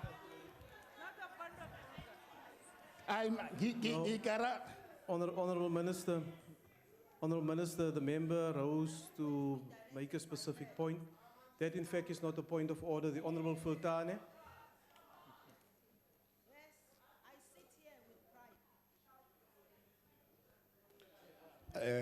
Abule. So buya po kwa EFF uzabo kwa UDM. Inkosi kakhulu. Mphathiswa lemibuzo siyibuza kwi context ye economics. Now sithetha apha ngeactual culture. Now ingxaki yami into yobana xa uyofuna uncedo eChina asizuthi abantu abazawufundiswa ngama-China bathi acquire iculture yase-China now. That's a big risk we are running. Why China? Why can't we get our people to be capacitated locally? And this is a serious matter. Because every business in a culture, yeah. And so I hope you'll give me a quality response to that. Why China? And how many projects are we looking at? And what sort of turnover do we think these projects, we context here return on investment, spending money China, spending money basa university bafunde. What sort of return on investment are we looking at? Because I would hope that we are not speculating.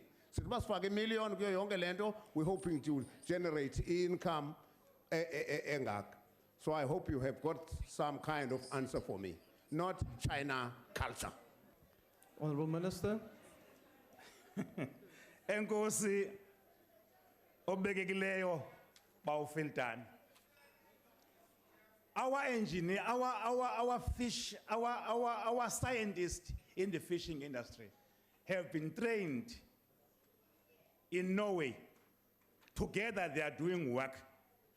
And as mhlawumbe ke unalona ukhwekwa mhlawumbe ndakuthuka ndikuthuke ndokuba ikhona indawo yokukhwexa kuwe ngeChina nduzuyiphendula. Kodwa iChina isinike iibhasari ze-19 ba abantu bethu bayofunda khona kuba bazingcali kwi-aquaculture abafundi njengathi. Kwathiwa ke kum inyathi ibuswa kwabaphambili. Sozubuze umuntu ngasemva ufuna uyaphambili. Awubuze umuntu ongaboniyo indlela ibheka ngaphi. Lilonke ndithi kuwe ke asiyo China yodwa. Ndithe iUniversity Nelson Mandela ine program on aquaculture esayengage kuyo. Ayikho ngaphandle and umuntu ofunde ngaphandle akombathi ingubo elalizwe ngokweculture uza nolwazi kuphela ngoba imeko zamalwandle zizofana. Ndinethemba ke nawe mhlekazi ndiyakucela ngaphandle kwale ndubu sikuyo uba ngaba mhlawumbi ke wena ndiyakuthemba noko awuziba nako ungathanda uthetha nami ngaphandle kuba kaloku lento inzulu inde xa ninoyichaza yonke ungatshona ilanga athi ke usehlalweni ndiphelelwe lixesha andifuni njalo. Enkosi. House Chair, point of order. Mr. Minister, inyathi ingosi ibuzwa koyibonileyo banintsi baphambili bengayibonanga.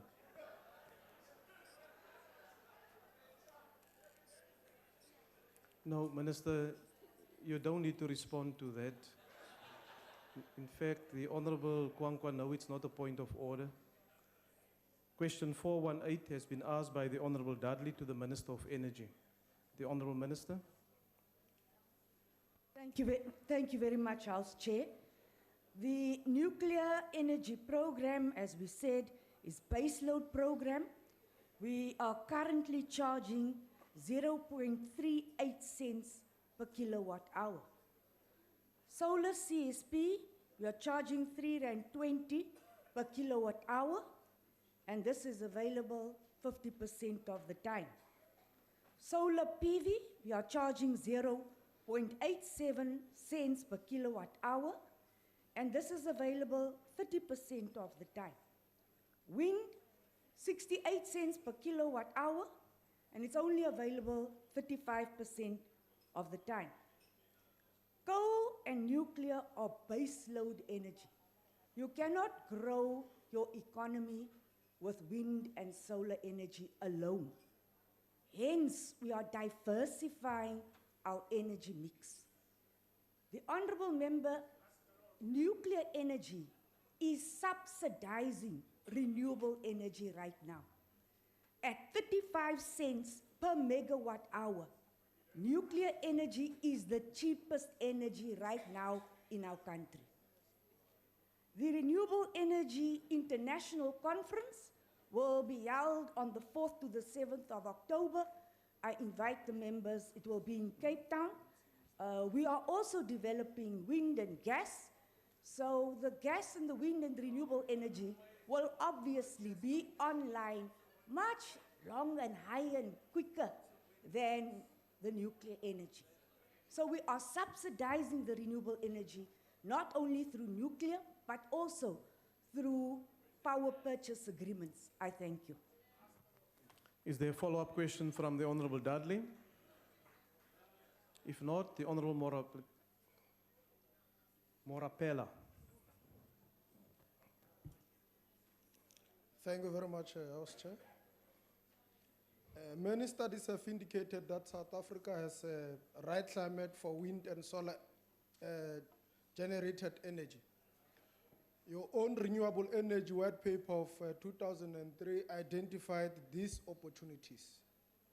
Now, the question that I want to ask the minister, why has the government been dragging its feet on developing renewable energy as an alternative energy source? Honourable Minister. Honorable House Chair, I think we are not on the same page. South Africa's renewable energy is lauded as one of the top 5 renewable energy programs in the world. Right now, the independent power purchase program is there just for renewable energy.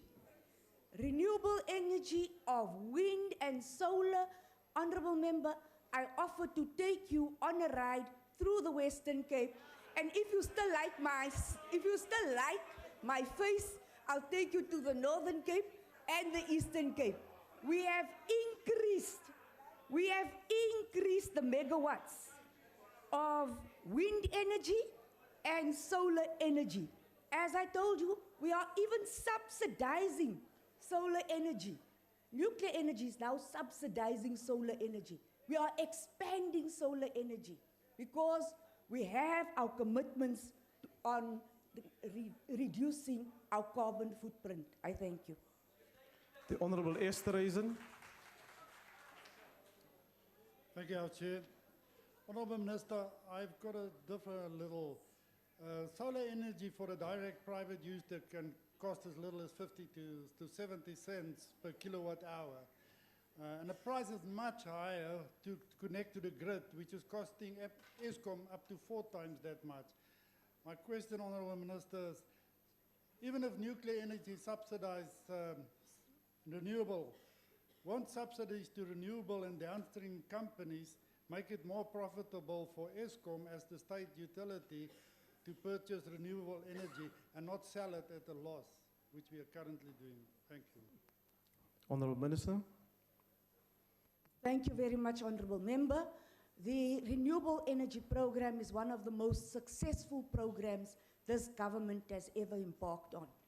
It is also one of the most successful programs which entails public-private partnerships.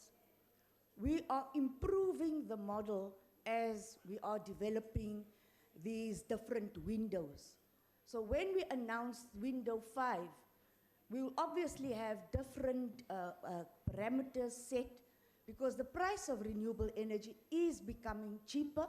However, connectivity to the grid still remains a challenge. With the current situation, we are working very closely with ESCOM and Minister Brown to address the problems of transmission lines as well as distribution lines. I thank you. The Honourable Singh. Thank you, Honourable Chairperson. Honourable Minister, I just want to know, through Honourable Chair, can the Honourable Minister just take one person for a ride on a journey to nowhere without all of us as members of Parliament being part of that ride? But my serious question is this, Chairperson. Is the Honourable Minister not taking us for a ride when one reads and hears about possible deals that have been signed on the question of nuclear energy? Honourable Minister, are there any deals? And here's an opportunity for you to say yes or no. Thank you. The Honourable Minister. Honourable Member, we have submitted the intergovernmental agreements that we have signed to the Speaker. It is available on the parliamentary website. I could email it to your personal email address, and you're welcome to go on tour with me. And I'll declare that you accompanied me. If there is any proof of any deal that has been signed, please give me the proof. I have not signed any deal. The nuclear intergovernmental agreement with Russia was portrayed as a deal. The very same people who said it's a deal have the agreement before them. If there's anything in that agreement which is against the constitution of our country or the laws of our country, we will absolutely like to know. The state law advisors have scrutinized those agreements and given me permission to sign. I also had a presidential minute to sign. The outstanding countries which we still had to sign with are Canada and Japan. Thank you, I was supposed to go to Japan with the deputy president. He knows. The DA now complains that Japan and Canada will be at a disadvantage because the other agreements are before Parliament whilst they haven't had a chance to do so. But I had to submit these agreements because you were all kicking and screaming. I then had to show you that there was no deal. I gave you the agreements. If you still believe that there is a deal, I cannot convince you anymore. Further than that, I cannot convince you. Thank you. Are there any further supplementary questions? We go to question 4 to 7 asked by the Honourable van Schalkwyk to the Minister of Labour, the Honourable Deputy Minister.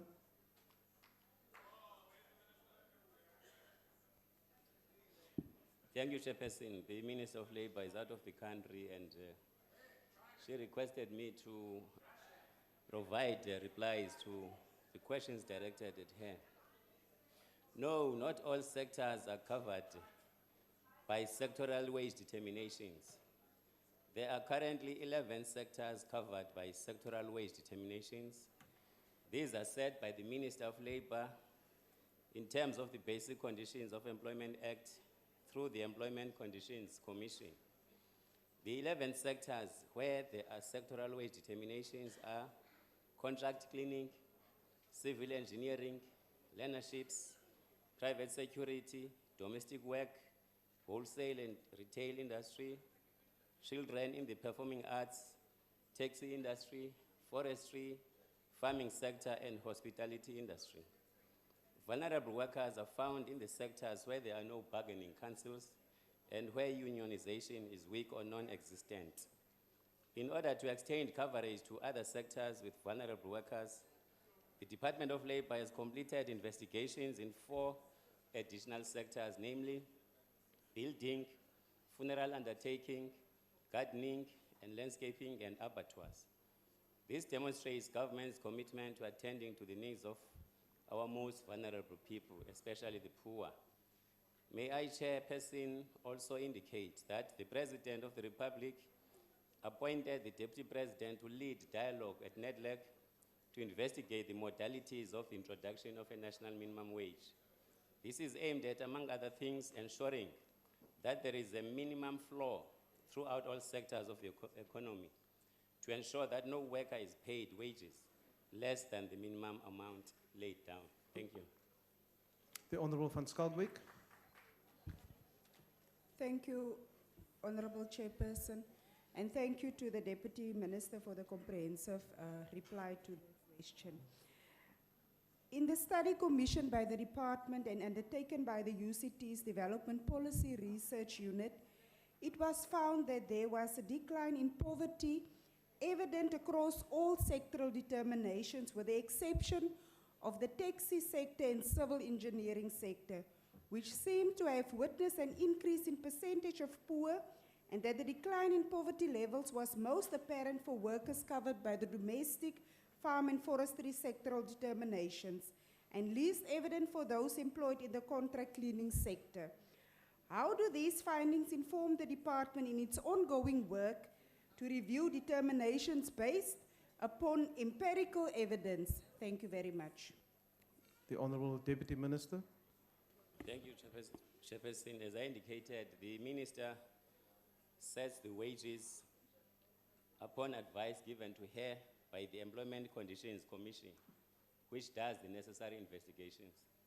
It is on the basis, therefore, of the investigations and findings that have been put forward to the Minister by the ECC that the Minister sets up the necessary and appropriate determinations.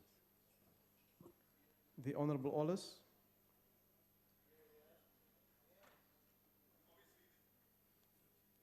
Obviously, the ANC put this question on the order paper because it's the substance of their 2016 election campaign. Look at us. We saved you, South Africa, with a national minimum wage. We're not so stupid as to fall into that trap over here in the opposition. However, that document that the Honourable van Schalkwyk just quoted from says that case studies show that raising sectoral determinations in agriculture resulted in significant reduction in total employment. The forestry sector, there was no improvement in total earnings and lower working hours. And in clothing and textile industry, significant destruction in parts of the clothing industry of jobs. The minimum wage is an even bigger gamble with people's jobs. Deputy Minister, if your election gamble fails in this collapsing economy, what will you say to the thousands of poor South Africans who will lose their jobs when your gamble fails and you implement this minimum wage anyway? The Honorable Deputy Minister. The African National Congress is in power since the time it was elected until the time the people of South Africa elected again. So we are not doing our work as government merely because there are elections that are imminent. We'll do our work before, during, and after elections. As for those sectors that react to the setting up of the minimum wage by dismissing workers, I think it is our responsibility as leaders in the country, in government, in parliament, to ensure that all people in South Africa respect the laws and that they abide by them. And that if you are aware of anyone who has undermined or broken any law, bring them to the law enforcement officers. Thank you. The Honorable Muteka.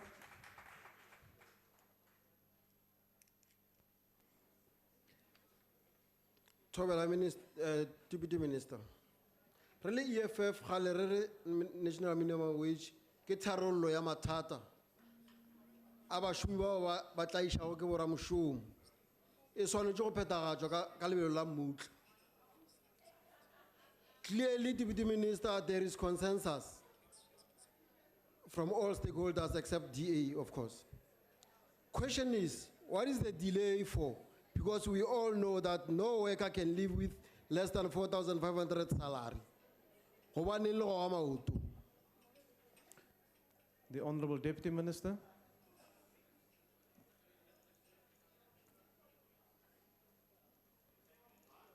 Honorable Chairperson and Honorable Member, we are not delaying the process. As the ANC, we are a government that believes in ensuring that everyone concerned has been consulted. The process that is before NEDLEC, led by the Deputy President, is intended to ensure that the decision we take in terms of the form in which the national minimum wage is introduced and implemented is going to be sustainable and is going to be acceptable to the maximum number of people concerned. The Honorable Mwango.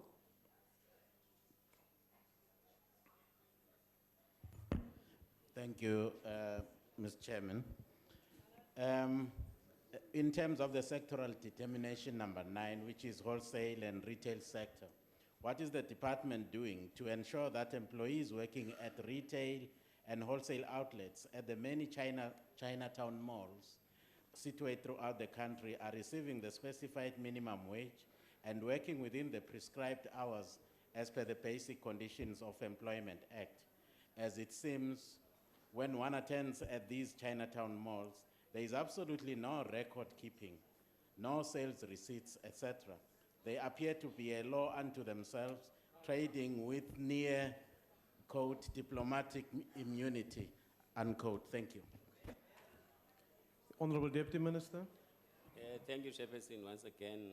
As I have indicated, if any citizen is aware of anyone who's breaking the law, that citizen has a responsibility to bring the lawbreaker to the law enforcement agencies. But at the same time, the Department of Labor is in a position to take up such complaints. Immediately they are brought to the attention of the officials in the labor centers. I would encourage, therefore, members to ensure that when they come upon people who break the law, especially this particular one, they must bring that to the attention of the Department of Labor. Thank you. Thank you, Honorable Deputy Minister. Question 393 has been asked by the Honorable Davis to the Minister of Communications. The Honorable Minister.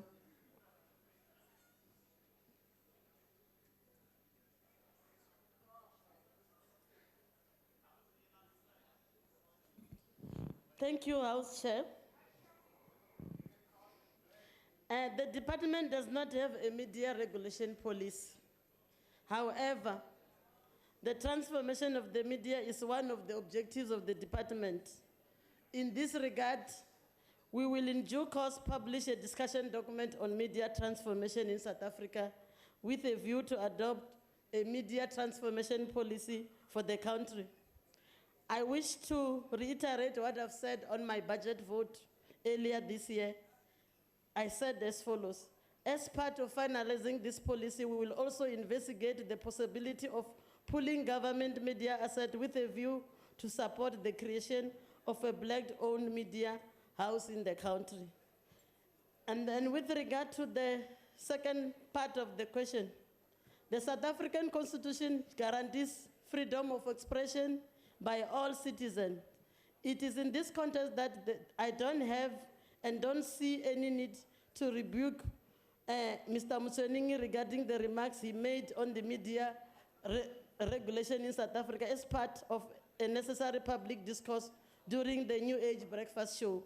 It will be interesting to know why Honorable Davis singles out Mr. Mutsoeneng when there were other panelists who also had personal views about the subject matter on the media transformation in South Africa. Thank you, Honorable House Chair. Thank you, Honorable Minister. The Honorable Davis. Thank you, Deputy Chairperson. Honourable Minister, you seem unwilling to rebuke Claudio Motsoeneng. In fact, you've done everything you can to protect and promote him at the SABC.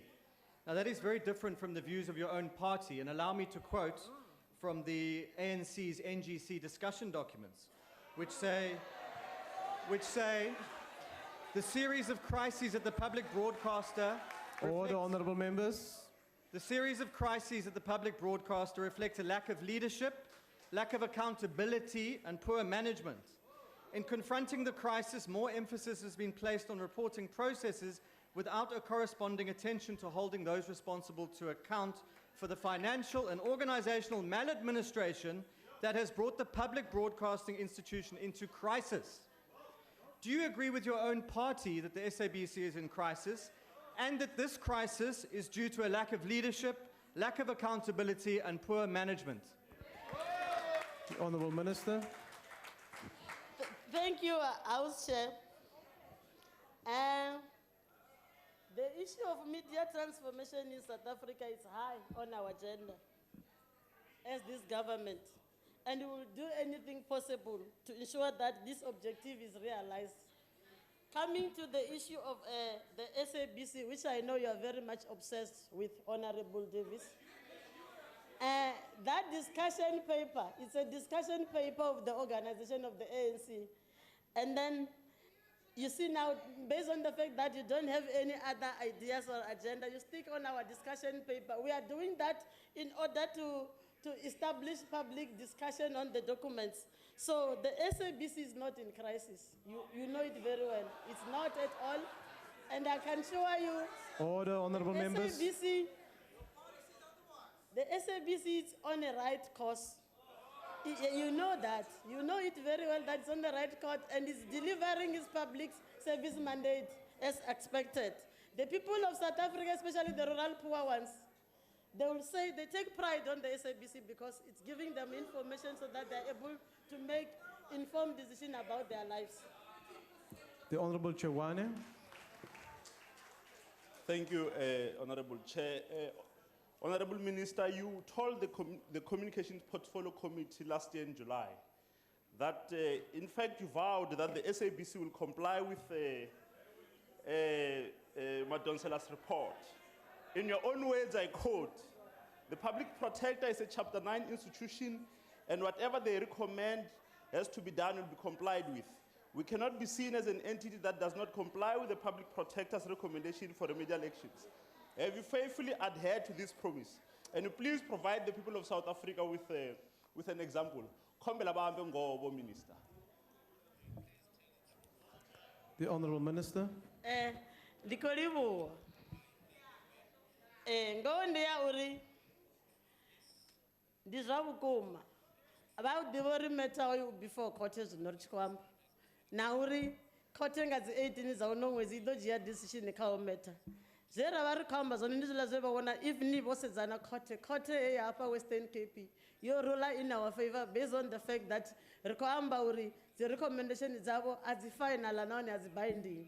So ndizvo zvendamba zona ndizvo zvauri rina responsibility rote sa ex members of the executive uri re support chapter 9 institution and ndikadiva ndo imakani ya maipfi ya uri chapter 9 institution ria comply kadzo ndo patsumbo inonga sa AG AG yapa recommendation ya uri rite zvikene ripedza roita zvozvino AG yako recommenda zvona. So it's our word as members of the executive to say we've got a responsibility to support chapter 9 institution and that's what we are doing. Hence we also approach the court to get clarity on the matter. Thank you. The Honourable Van der Merwe. The Honourable Van der Merwe. Thank you very much. I'm standing in for her. Rolibuwa ngamandabo minister. Rozwipfa uri borimini. Ndikombela kubudzisa zwithu zwivhili fhedzi. Atiri arali ri tshi amba nga SABC, ri khou amba nga public broadcaster. Arali zwi tshi khou itea, athi ambi uri zwo itea, ndiri arali zwi tshi khou itea, uri hava munna hava vho Hlaudi Mutshwaneng, vha khou sokou amba fhedzi nga nḓila hei vha no khou funa ngayo. Vho minister vha ḓo ita mini nga zwenezwo? Ndo livhuwa. Honourable Minister.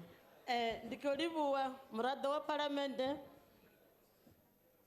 Sazonda amba uthomani hapa uri heli shango lashu la Afrika Tshipembe ndi shango la democracy.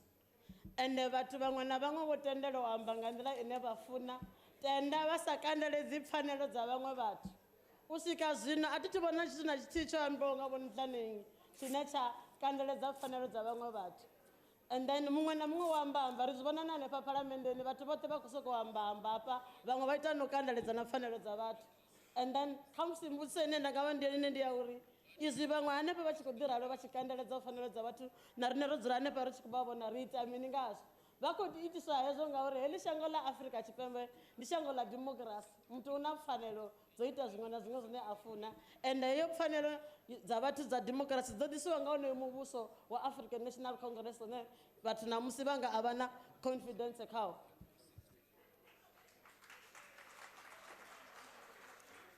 Honourable members, there's no further request for a follow-up question.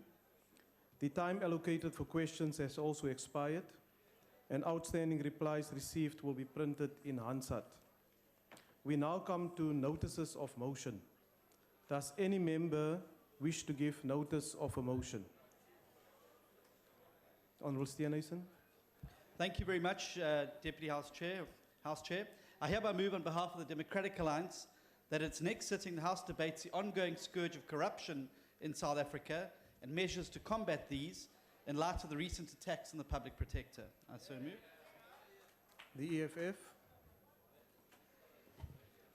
Thank you, House Chair. I rise on behalf of the economic freedom fighters that its next sitting, the House debates the need for expansion of investment in the infrastructure and industrial development of the African continent through state-owned entities. I so move. The IFP. Honourable House Chair, on behalf of the Inkatha Freedom Party, I shall move at the next sitting of this House that the House debate the high number of illegal driving licenses that are being issued by corrupt traffic department and officials throughout the country. The fact that a great deal of vehicle accident could be avoided if it were not for these unskilled drivers on our roads, and the step that should be immediately implemented to ensure that the issues of fraudulent driving license is kept and eradicated. I thank you. The ANC. Thank you. I hereby move on behalf of ANC that in its next sitting, the House debates interventions by government to assist municipalities that are experiencing financially administrative problem. I so move. The DA.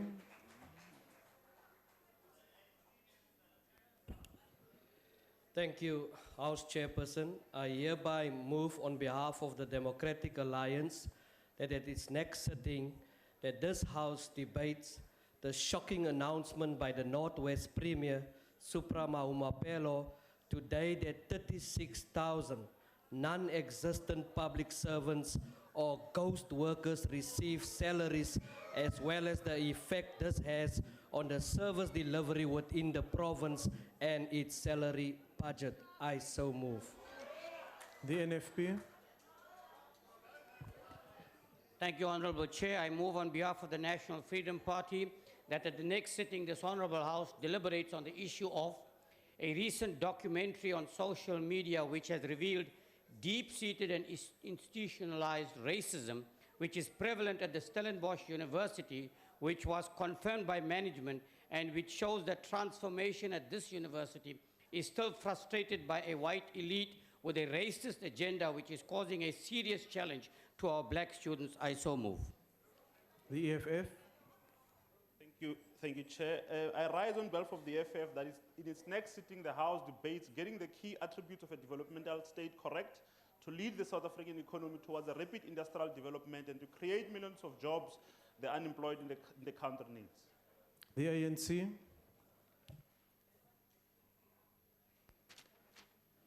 Thank you very much, House Chair. I, Lindwe Masego, hereby move on behalf of the African National Congress that in its next sitting, the House debates the role played by science and technology infrastructure in benefiting the poor, especially in rural areas. I so move, Chair. The UDM.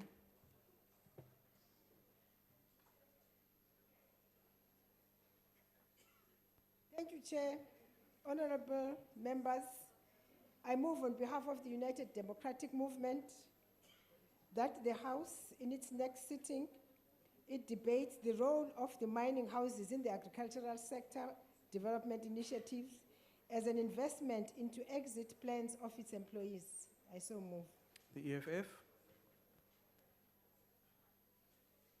Thank you, Chair. I rise on behalf of the economic freedom fighters that in its next sitting, the House debates green energy as the most suitable source of energy for South Africa's energy needs, instead of this toxic and expensive nuclear energy.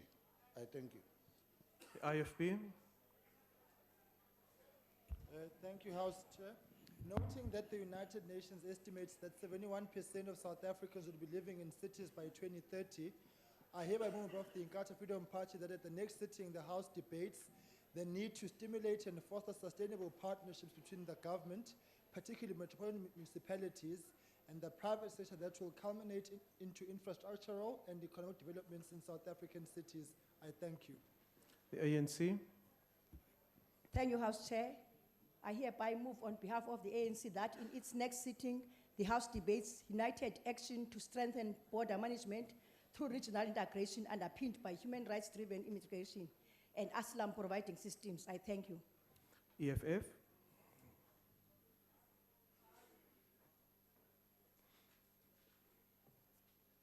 Thanks, House Chair. I rise on behalf of the EFF that in its next sitting, the House debates selective prosecution and use of prosecution office that is used for political vendettas and agendas, while millions of rands are redirected from the state to the self-enrichment and self-gratification of politicians in the ANC and the DA in the Western Cape. I thank you. The NFP.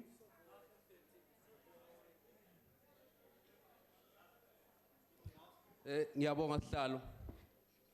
Ngokuhlala kwalendlu okulandelayo egameni leNational Freedom Party ngiyokuphakamisa ukuthi indlu ikhulume ngokudlondlobala kwezehlakalo zodlame ezenzeka kwasikhemelele edolobheni elincane lakwamhlaba yalingana lapho kuntshontshwa khona izimoto ziyiswe eMozambique, izitolo ziyashiswa, osomabhizinisi bayahlaselwa usuku nosuku.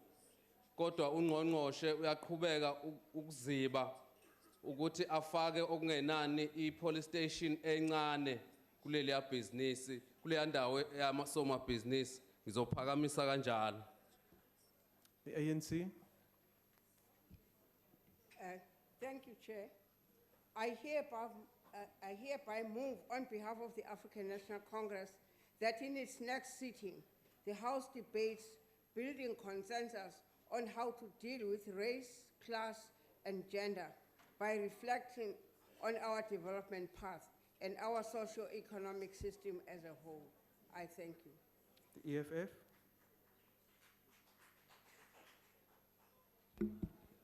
Ngibonge sihlalo. Ngisukuma ngaphansi kwe-EFF.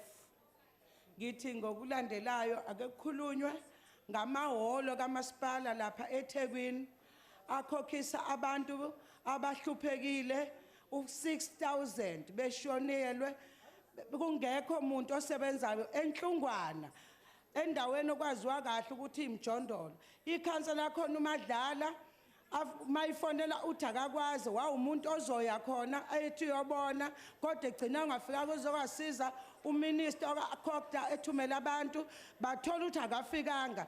Sicela ukuthi ngokulandela ibhekwe lenkinga yalamakhansela angafuni ukusiza abantu abahluphekile.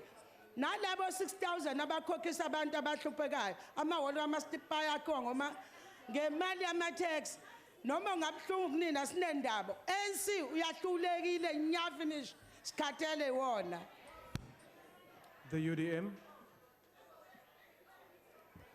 Thank you very much, House Chair. I hereby move on behalf of the United Democratic Movement that at its next sitting, the House debates measures to address transformation in the horse racing industry and steps to ensure that more operators enter the market. I so move. Thank you. The ANC. Thank you, Honorable Chair. I hereby move on behalf of ANC that in its next sitting, the House debates the extent to which local beneficiaries could be affected in our mineral resources without undermining the unity of our people and their overall participation in all economic activities without being prejudiced by their geographical locations. I thank you. The EFF.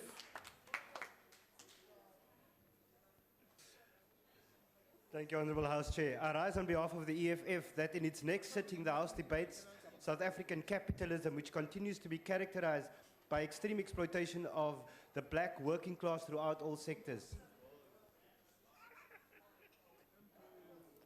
The EFF. Mujula Stool, I rise on behalf of EFF that in its next sitting, the House debates the need to regulate salaries, bonuses and of state-owned entities, CEOs, and senior managers. I so move. Are there any further motions? There's no further motions. We come to motions without notice. Are there any motions without notice? The Honorable James.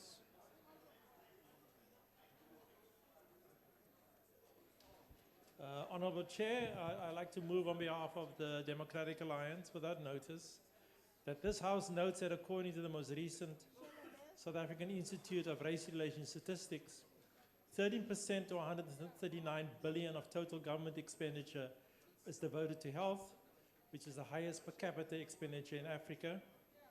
Further notes that despite this, 1,925 South African mothers died as a result of childbearing, during pregnancy, or within 42 days of delivery or termination of pregnancy, and at the death rate, the maternal death rate is in fact getting worse. Also notes that the highest, 21.7% of the deaths are in KwaZulu-Natal, 21.6% in Gauteng, 16.5% in Limpopo, 12.8% in the Eastern Cape, 9.5% in Mpumalanga, 5.6% in the Northwest, and 5.3% in the Western Cape and the Northern Cape. Thank the obstetrics health professionals, the nurses, the doctors, the emergency response, and the paramedics for the hard work they do under difficult circumstances in saving and delivering lives, and calls upon the national and provincial health authorities to radically improve poor emergency responses and obstetrics care, especially in rural and underserved townships and informal settlements, responsible for the unnecessary deaths that leave newborns without their mothers to nurture and to love them. I thank you. I now put the motion. Are there any objections? House Chair, who object? There's an objection. The motion is not agreed to. The ANC.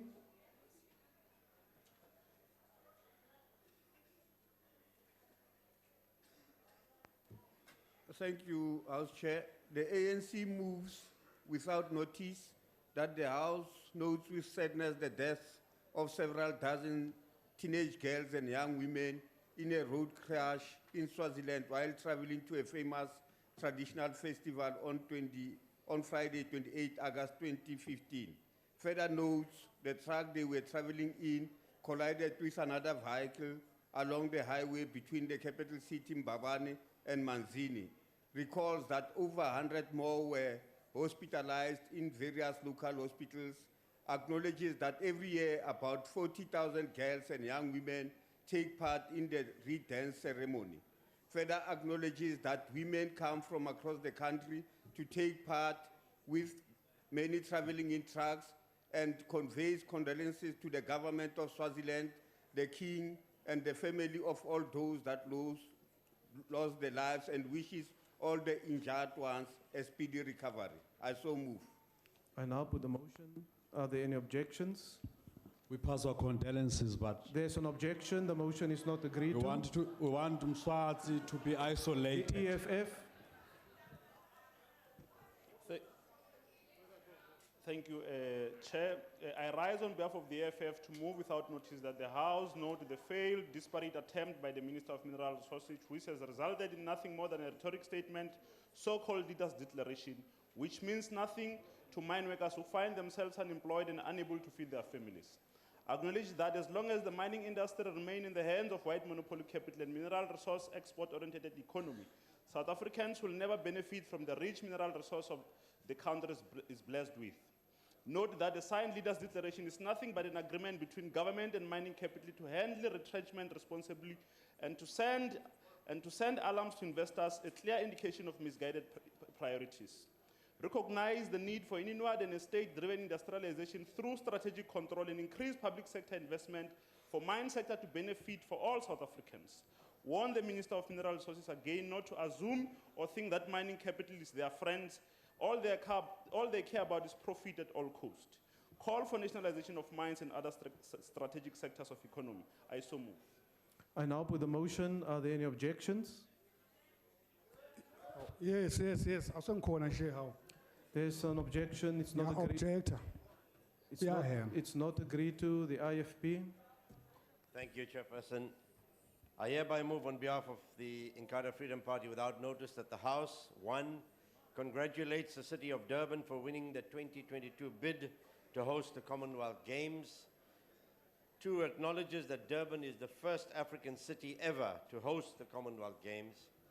Further acknowledges the accolade paid to South Africa and the city of Durban by the Commonwealth Games Federation when it stated that this was, and I quote, an historic and special moment for the Commonwealth sporting movement, close quote. Calls upon government to make every resource available to the city of Durban in order to ensure that the event is a great success. And finally, applauds the city of Durban, the people of KwaZulu-Natal, and the whole of South Africa on this landmark achievement. I so move. I now put the motion. Are there any objections? Yes, Honourable Member. We can't celebrate neo-colonial There is an object objection. The motion is not agreed to. The NFP. Thank you, Honorable House Chair. On behalf of the National Freedom Party, I move without notice that this Honorable House notes that on Friday, the 28th of September, I was contacted by a distraught parent presently living in Namibia whose child needed urgent medical attention but could not travel as an unabridged birth certificate was not issued timeously. Also note, I immediately contacted the Department of Home Affairs office in Umgeni Road in Durban and was assisted by a Mrs. Zandile Dlamini from birth section who was very courteous, very accommodating, and provided me with a service of a very high standard. and further notes that Mr. Bonga Mkhize, the supervisor in charge of births, acted with urgency and diligence and immediately contacted the Department of Home Affairs officers in Pretoria that the matter was addressed and finalized, and ensuring. Finally notes that the unabridged birth certificate was issued within 1 hour of Mr. Mkhize contacting the Department of Home Affairs officers in Pretoria. And the child has since arrived in South Africa and receiving appropriate medical attention. Commend Mrs. Dlamini and Mr. Mkhize of the Amgeni Road office of the Department of Home Affairs in Durban for their efficient and professional service, and encourage all employees at the Department of Home Affairs to follow the sterling example of Mrs. Dlamini and Mr. Mkhize and give full effect to the Batopili principle of public service. I so move. Thank you. I now put the motion. Are there any objections? Yes, Honourable Member. I object to this, President. There's an objection. The motion is not agreed to. The ANC. Thank you, Honourable Chairperson. The African National Congress move without notice that the House notes with deep sadness the passing on of former President Nelson Mandela's legal advisor, Sir Bob Hipple, QC, who died on Friday, the 21st August 2015 after short illness. Remember that Hipple served as Tata Mandela's legal advisor through the 1962 trial before leaving the country without a passport and inciting a strike. Further remembers that Hippo was one of the original Ravonial trialists after creating the impression that to turn state witness, he was discharged on October the 30th, 1963, and left South Africa soon afterwards without testifying. Recalls that Hippo went on to become a law professor at Cambridge University and was knighted in 2004 for his services to legal studies. Recognizes that in 2014, he received the Order of Lutuli in gold from President Jacob Zuma for his contribution to South African struggle for democracy and human rights. Further recognizes that in 2013, he published his memoirs, Young Man with a Red Tie, Memoir of Mandela, and the Failed Revolution of 1960 to 1963, and conveyed deepest condolences to the Hippo family, friends, and relatives. I thank you, so I move. I now put the motion. Are there any objections? Object. There's an objection. The motion is not agreed to. The EFF, the Chief Whip of the EFF.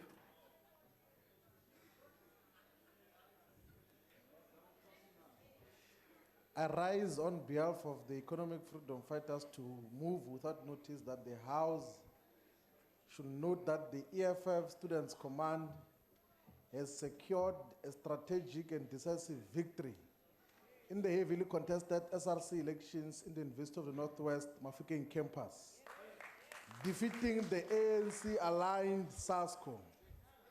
That the students' fighters were confronted with an enemy force that deployed celebrities from outdated personalities like Athamo Fokate, Chomi, Ishmael, to current soap stars from television series Kim Sam, Scandal, and Zabalaza, led by the Honorable Fikile Pouting Selfies Mbalula. Upon realizing that these celebrities do not have an impact to a relatively large conscious student body, the ANC MECs of Northwest, including the Premier, ascended to Northwest University to dish out more than 10,000 ANC t-shirts, including giving food parcels in the form of the KFC and bribe for students. Under these conditions, without a single celebrity or food parcel, the EFF Student Command in Northwest University defeated them combined only with the message of economic freedom, decolonization, and the impressive record in student service. They demonstrated that superior logic is stronger than food parcels.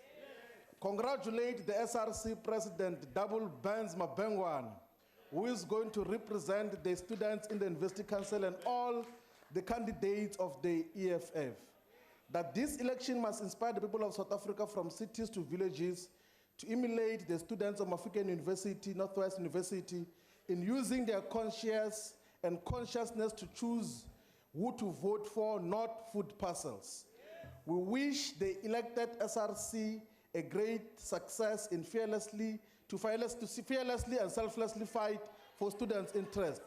Note that South African voters are beginning to reject political parties that buy votes through food parcels, and such will be reflected in the 2016 local government elections when the EFF takes over municipalities from corrupt ruling parties. I so move. I now put the motion. Are there any objections? We object to the lie. We object. There's an objection. The motion is not agreed to. The DA. Order, honorable members. Ngiyabonga Sihlalo. On behalf of the Democratic Alliance, I hereby move without notice that this House notes that although Women's Month has passed, gender-based violence continues to be an urgent issue that needs to be addressed in South Africa. Further notes that the rates of gender-based violence against female sex workers is higher than the rates amongst the general population, and that sex workers who are transgender or male also experience grave violations. Acknowledges that sex workers are especially vulnerable to violence perpetrated by police officers, with many sex workers reporting that they have been harassed, robbed, assaulted, or raped by police, as well as being subject to arrest or demands for bribes. Acknowledges that the policing practice of destroying or using condom possession by sex workers as evidence for an offense is not only a human rights violation, but places sex workers at increased risk of contracting HIV. Further acknowledges that ongoing stigma against sex workers has resulted in police officers refusing to assist sex workers who wish to lay charges.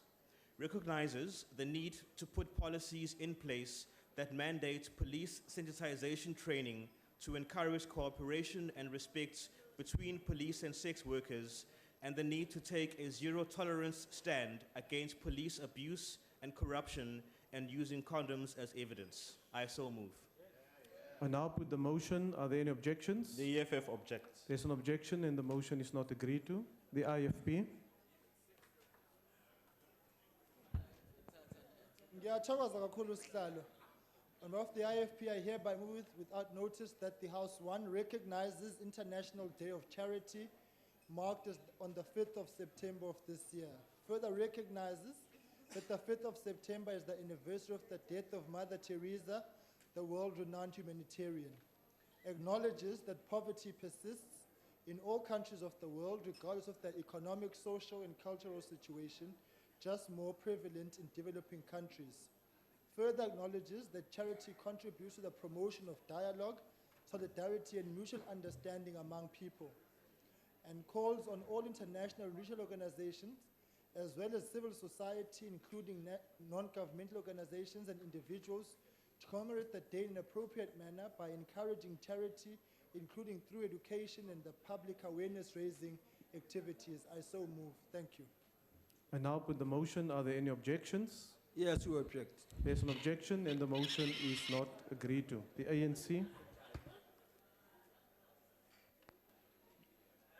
The African National Congress moves without notice that the House notes with sadness the death of Sesao Mfenyane Muri, passionately known as the General Castro, on Sunday, 23rd August 2015, after a short illness. Further notes that Comrade Castro, the youngest son of the late David and Macy Muri, was born and raised in Naledi, Soweto. Acknowledges that even in his childhood, he was known for his extraordinary humor and engaging personality. Further acknowledges that he was the kind of man who would leave loud laughter and remarkable memories wherever he went. Recalls that he worked for COSAS head office as the national organizer for a long time and was also an active member of the African National Youth League and the African National Congress, and conveys condolences to his two sons, Rase Kwati and Ofense, and brother Khotso. I so move. I now put the motion. Are there any objections? I recorded another muta. There's an objection and the motion is not agreed to. The EFF.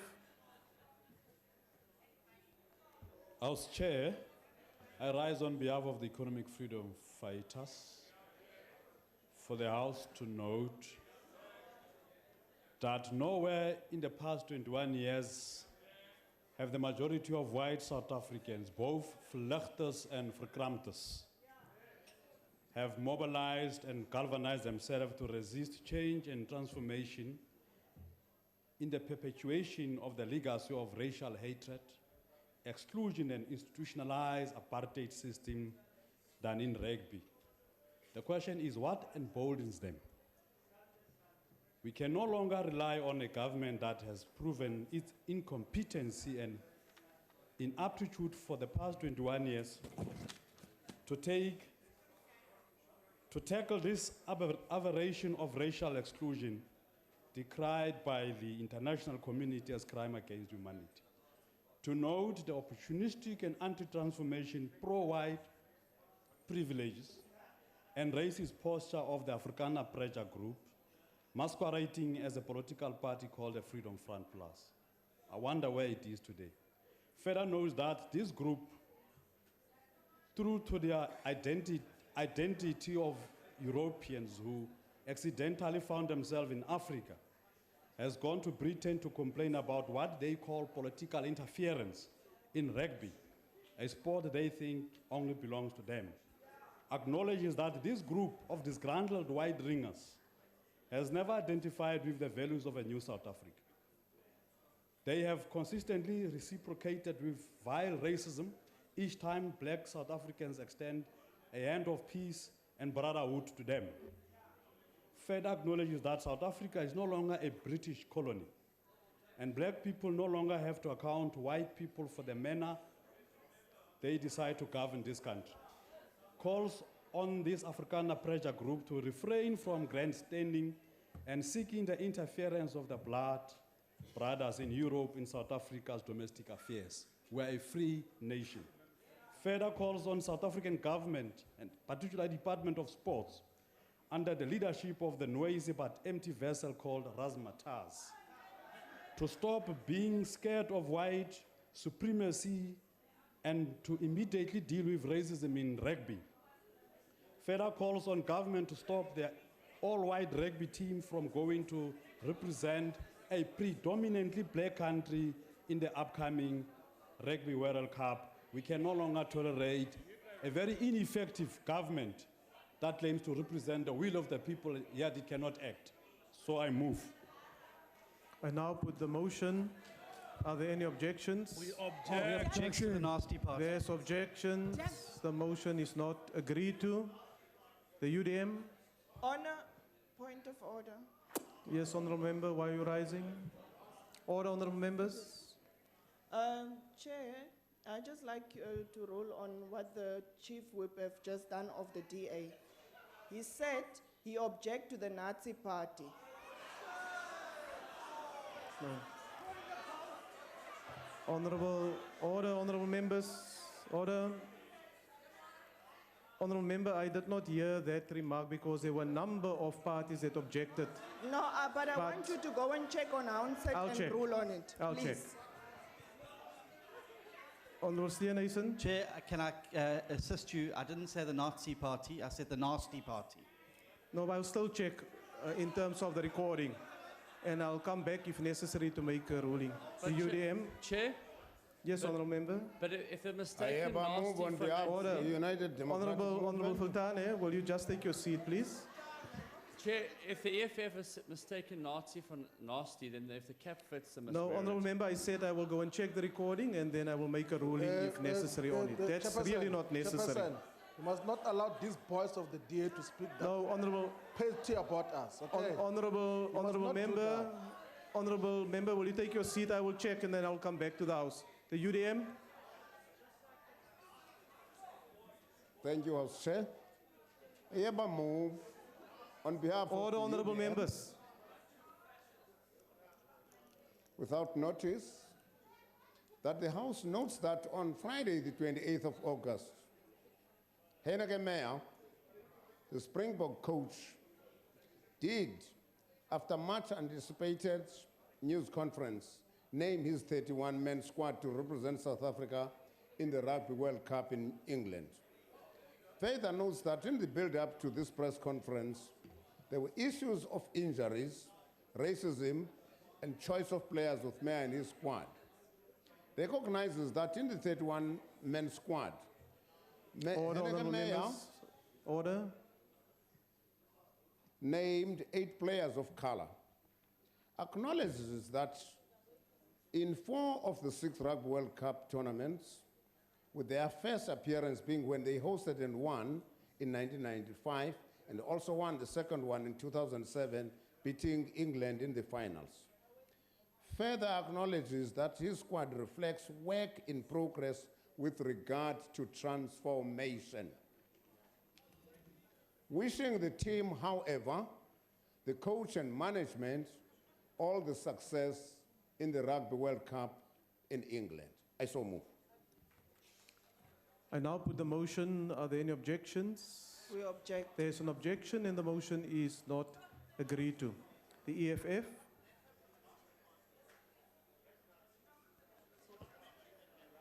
Ngiyabonga sihlalo. Ndiphakama egameni le-Economic Freedom Fighters.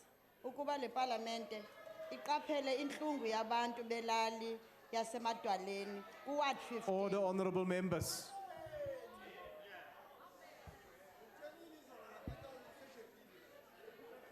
Kuward 15 eNgcobo. Indlela abantu abahlukunyezwa ngayo. House Chairperson. Honorable members. Kahulumente ebizwa Order. Sanral. Order. House Chairperson. Just wait, honorable member. Honorable members, let me just explain to you. If you are sitting here and making all this noise, then you're not taking the business of Parliament serious. And you make it impossible for me as the presiding officer to follow what the honorable member is saying. Now, whether you agree or not with what the member is saying, that's immaterial, but the member has the right to be heard. And until the rules are dealt with or changed, the member will continue. You don't have the right to simply interject and make a noise to drown the speaker. Continue, honorable member. Ngiyabonga mhlali ngaphambili. Le agente ke kahulumente ebizwa ngoba nguSanral. Iqaphele ke iparlamente le futhi ukuba uSanral lo uvule umgodi phakathi elalini kuba ekhangela ilitye lokwenza indlela engakhange adibane nabantu kuboniswana. Bavele bangena bazombela ilitye abalifunayo. Imvume ukuba uSanral ungene kulomhlaba womba imigodi kwaye akazama nakancinci ukubabuyekeza abahlali ngomhlaba abaphulukana nawo ngenxa yalomkhwa. Imvume kwakhe ukuba noxa kuyiwe kumasipala ngabahlali bekhalaza umasipala uthe akazuzifaka yena ekusombululeni lengxaki. Ibuye iqaphele ukuba kulelali akukho manzi. Abantu baxhomekeke emlanjeni apho basela amanzi khona kunye nezilwanyana. Into eyenzekayo ke ngoku uSanral kukugutyula amanzi amdaka kule ndawo bomba kuyo umgodi bayokuwafaka emlanjeni into eyenza abantu bangabinawo amanzi lawo kusela. uSanral ubuye wabiyela indawo abahlali ababezithuma kuyo xa befuna ukuya ngasese. Point of order. What is your point of order, honorable member? Is this a member statement or a motion without notice? Honorable member, I've made a ruling in this regard. Until the National Assembly Rules Committee deal with this matter, we will be seized with this issue. It's obvious that members are making use of the opportunity to make member statements under the pretext of motions without notice. That is happening across the board now. So the Rules Committee must deal with the issue, and then the House will be able to proceed. Continue, honorable member. Sorry, sihlalo lapho ngaphambili. Khona into enzima ke manje. Lashintsha izinto. Deputy Minister uthi uHonorable Sonti ukhuluma umbhedo. Ngempela kuvumelekile la. No, no, no. Akezameni ukuhloniphana bafethu. Njoba sithule nje hayi ngoba singathandi. Asihloniphaneni la endlini. Kuzolunga izinto masihloniphana. Ningi into ezonakalayo la. Akuhloniphaneni. Ngiyabonga. Honorable members, honorable members, honorable members, I want to make an appeal on all of you, as I have just indicated, that this issue of motions without notice is one of those matters that must be urgently resolved by the National Assembly Rules Committee. And until that is done, let us exercise the necessary tolerance, because it's quite obvious that it's not motions without notice that are currently being used, and the extraordinary time that it takes to get through this process is really not conducive. The honorable members there at the back, can you just listen while I'm addressing the House, please? It is really not conducive to the business of the House that we are seized with motions without notice, which in essence is really not the case. Continue, honorable member. Ngiyabonga sihlalo. Ngeke akwazi aqhubeke sihlalo ngiyakuthanda ngaphambili. Akaxolise ngoba akufanele la kulokubona kubukeka sangathi abantu Honorable beEFF member, abahlazi. which member are you referring to? Nangu yana. Which one? Ngicela asukume ngizomkhomba. The Oqala lo muntu uminister. Asikho isidingo kwenza le. Order, honorable members. Order. Akaxolise manje. Order. Aphandle lokho sicela ama-security Take your azomkhipha. seat now. Take your seat now. Honorable Deputy Minister of Transport, did you make that remark to the honorable member?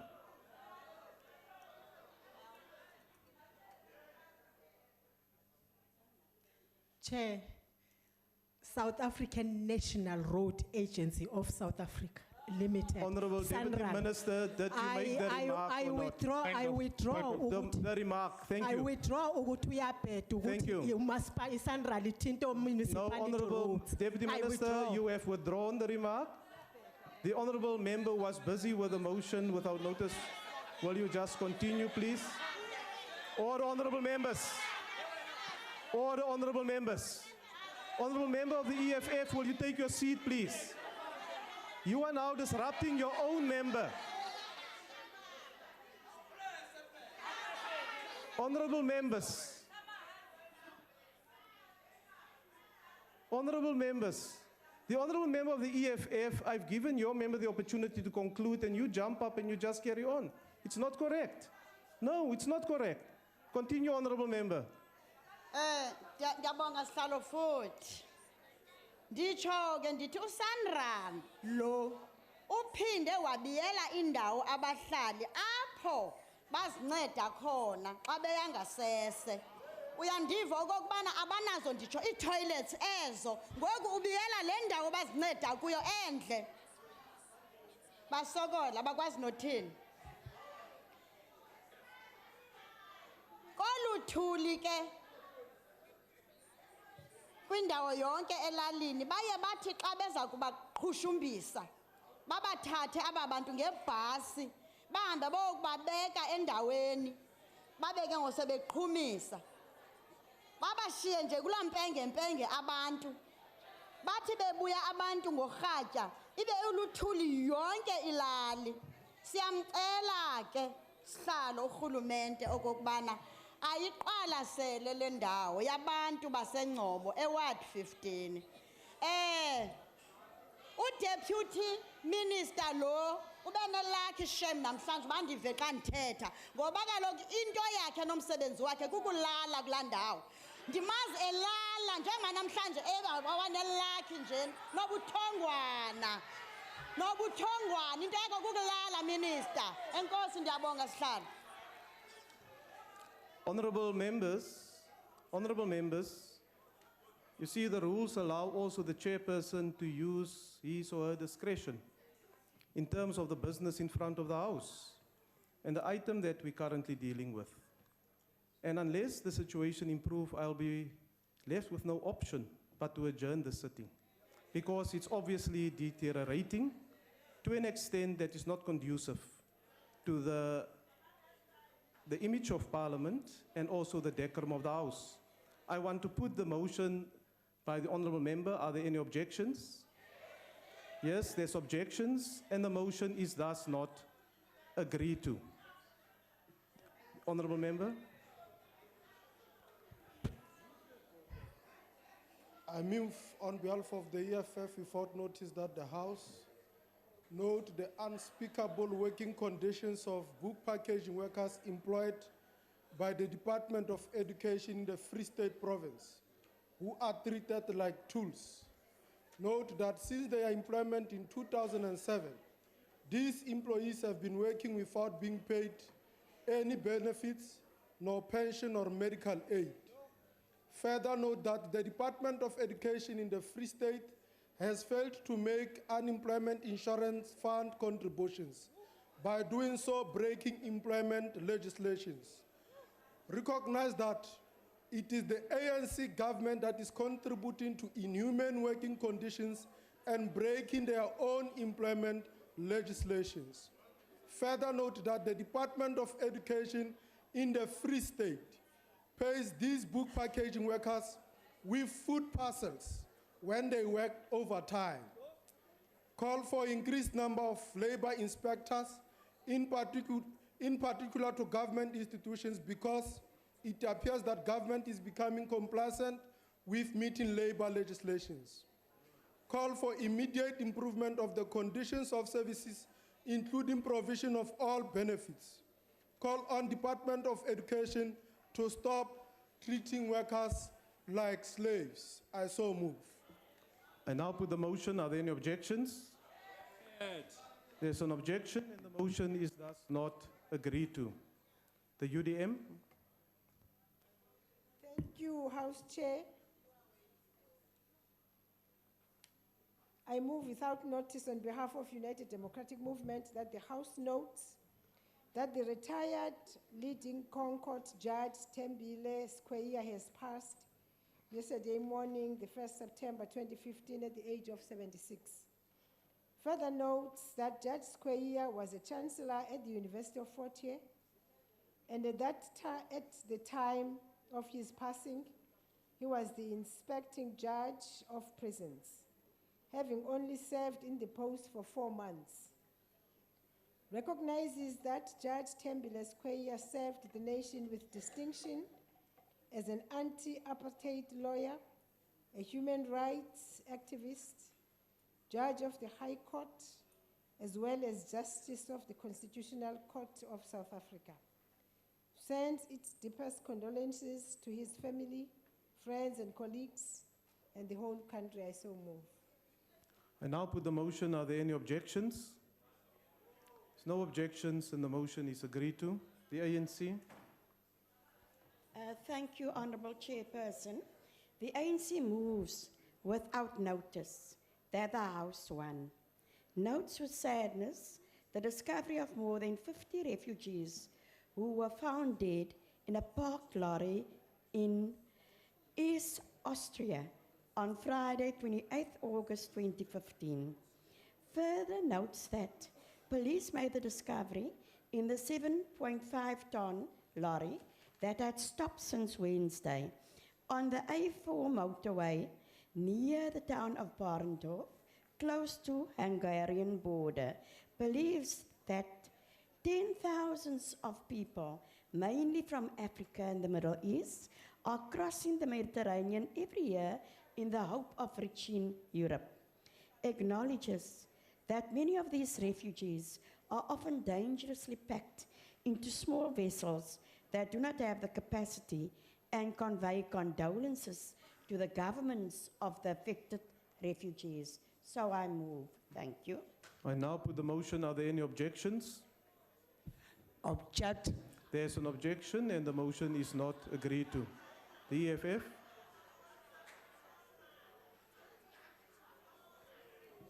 House Chair, I rise on behalf of the Economic Freedom Fighters to move without notice that the House notes that illicit financial flow practiced by multinational companies is the syndicalization of economic crimes between local dependent black comprador bourgeoisie, represented by Cyril Ramaphosa and his ilk, and corrupt multinational companies, knows that the international capitalist mafia, for whom corruption, illicit financial flows, tax erosion, and profit shifting is a tool for undermining the sovereignty of states and the well-being of citizens, conquering markets and pillaging the resources of developing countries like South Africa. South Africa, particularly the working class and the poor, cannot accept any further being made permanent hewers of wood and drawers of water in the country of the birth without taking the situation into our own hands. Pasop. The poor, the unemployed and marginalized masses will not sit back, tolerate as passive observers the raping and pillaging of their natural resources from which they are not benefiting. Knows that the EFF call for the nationalization of mines and all strategic commanding heights of the economy still stands. To note that this call is as relevant now as it was during the adoption of the Freedom Charter in 1955. Knows that no cosmetic or superficial gloss over of the crisis in the mining sector will ease any hardship on the economy and alleviate the threat of job losses from taking place. Further call on government to take seriously the EFF's call for the immediate nationalization of mines and all strategic sectors of the economy. Call on government to act now and declare all activities, practices, and transactions which perpetuate and promote illicit financial flows, tax erosion, and profit shifting as crimes against humanity. Because to us, this is nothing but glorified form of corruption and which must stop now. I now put the motion. I so move. Are there any objections? Object. There's an objection and the motion is thus not agreed to. The EFF. Ndikuliwa mudzirachidulo ndikoima apa ndichipfululedza na machudeni a EFF ngei Northwest heva wina dzikhetho ndichidzinginya kha hendu zviteveraho. Hendu ifuna udiva nga chipato cha dzitaxi renke hange ithoyandou kha masipala wa Thulamela kha chitiriki cha Vhembe ho fatiwa taxi renke khulu nga 250 million. Hei taxi renke ubva cheyafela nga 2013 aiko vuliwa aiko itwa chithu vathu vako shuma kha taxi renke ya temporary isina na mabunga isina maḓi. Zwino yori chipela vori engineera vha ḓa vha sedza vha wana zwori ina dzikhireke i nga si shumisee, ina mitwe i nga wa tshifhinga tshiṅwe na tshiṅwe. Zwino nnḓu i kha i ḓivhe uri nga murahu ha miṅwaha miraru yeneyi yo fhelaho ho tambisiwa tshelede 250 tshifhaṱo tsho swika ima ndi dema ḽi si khou shumaho ine ya vha a white elephant. Zwino sa EFF ri khou humbela uri ministara wa vhuendi kha ya sedzuluse uri ho tea mini uri hu swike hune masheleni a tambiswa nga nḓila heyi. No dovha futhi ri khou humbela public protector na special investigation unit hu sedziwe uri ndi vhafhio vhathu vhe vha dzhenelela kho tambisa hedzi dzitshelede ende hedzi tshelede dzi badelwe murahu uri hu lulamisiwe. Zwi khou ri bora nga maanḓa. Please, I so move. Honorable members, I now put the motion. Are there any objections? Objected. Yes, there's objections and the motion is not agreed to. That concludes the business for the day and the House is adjourned.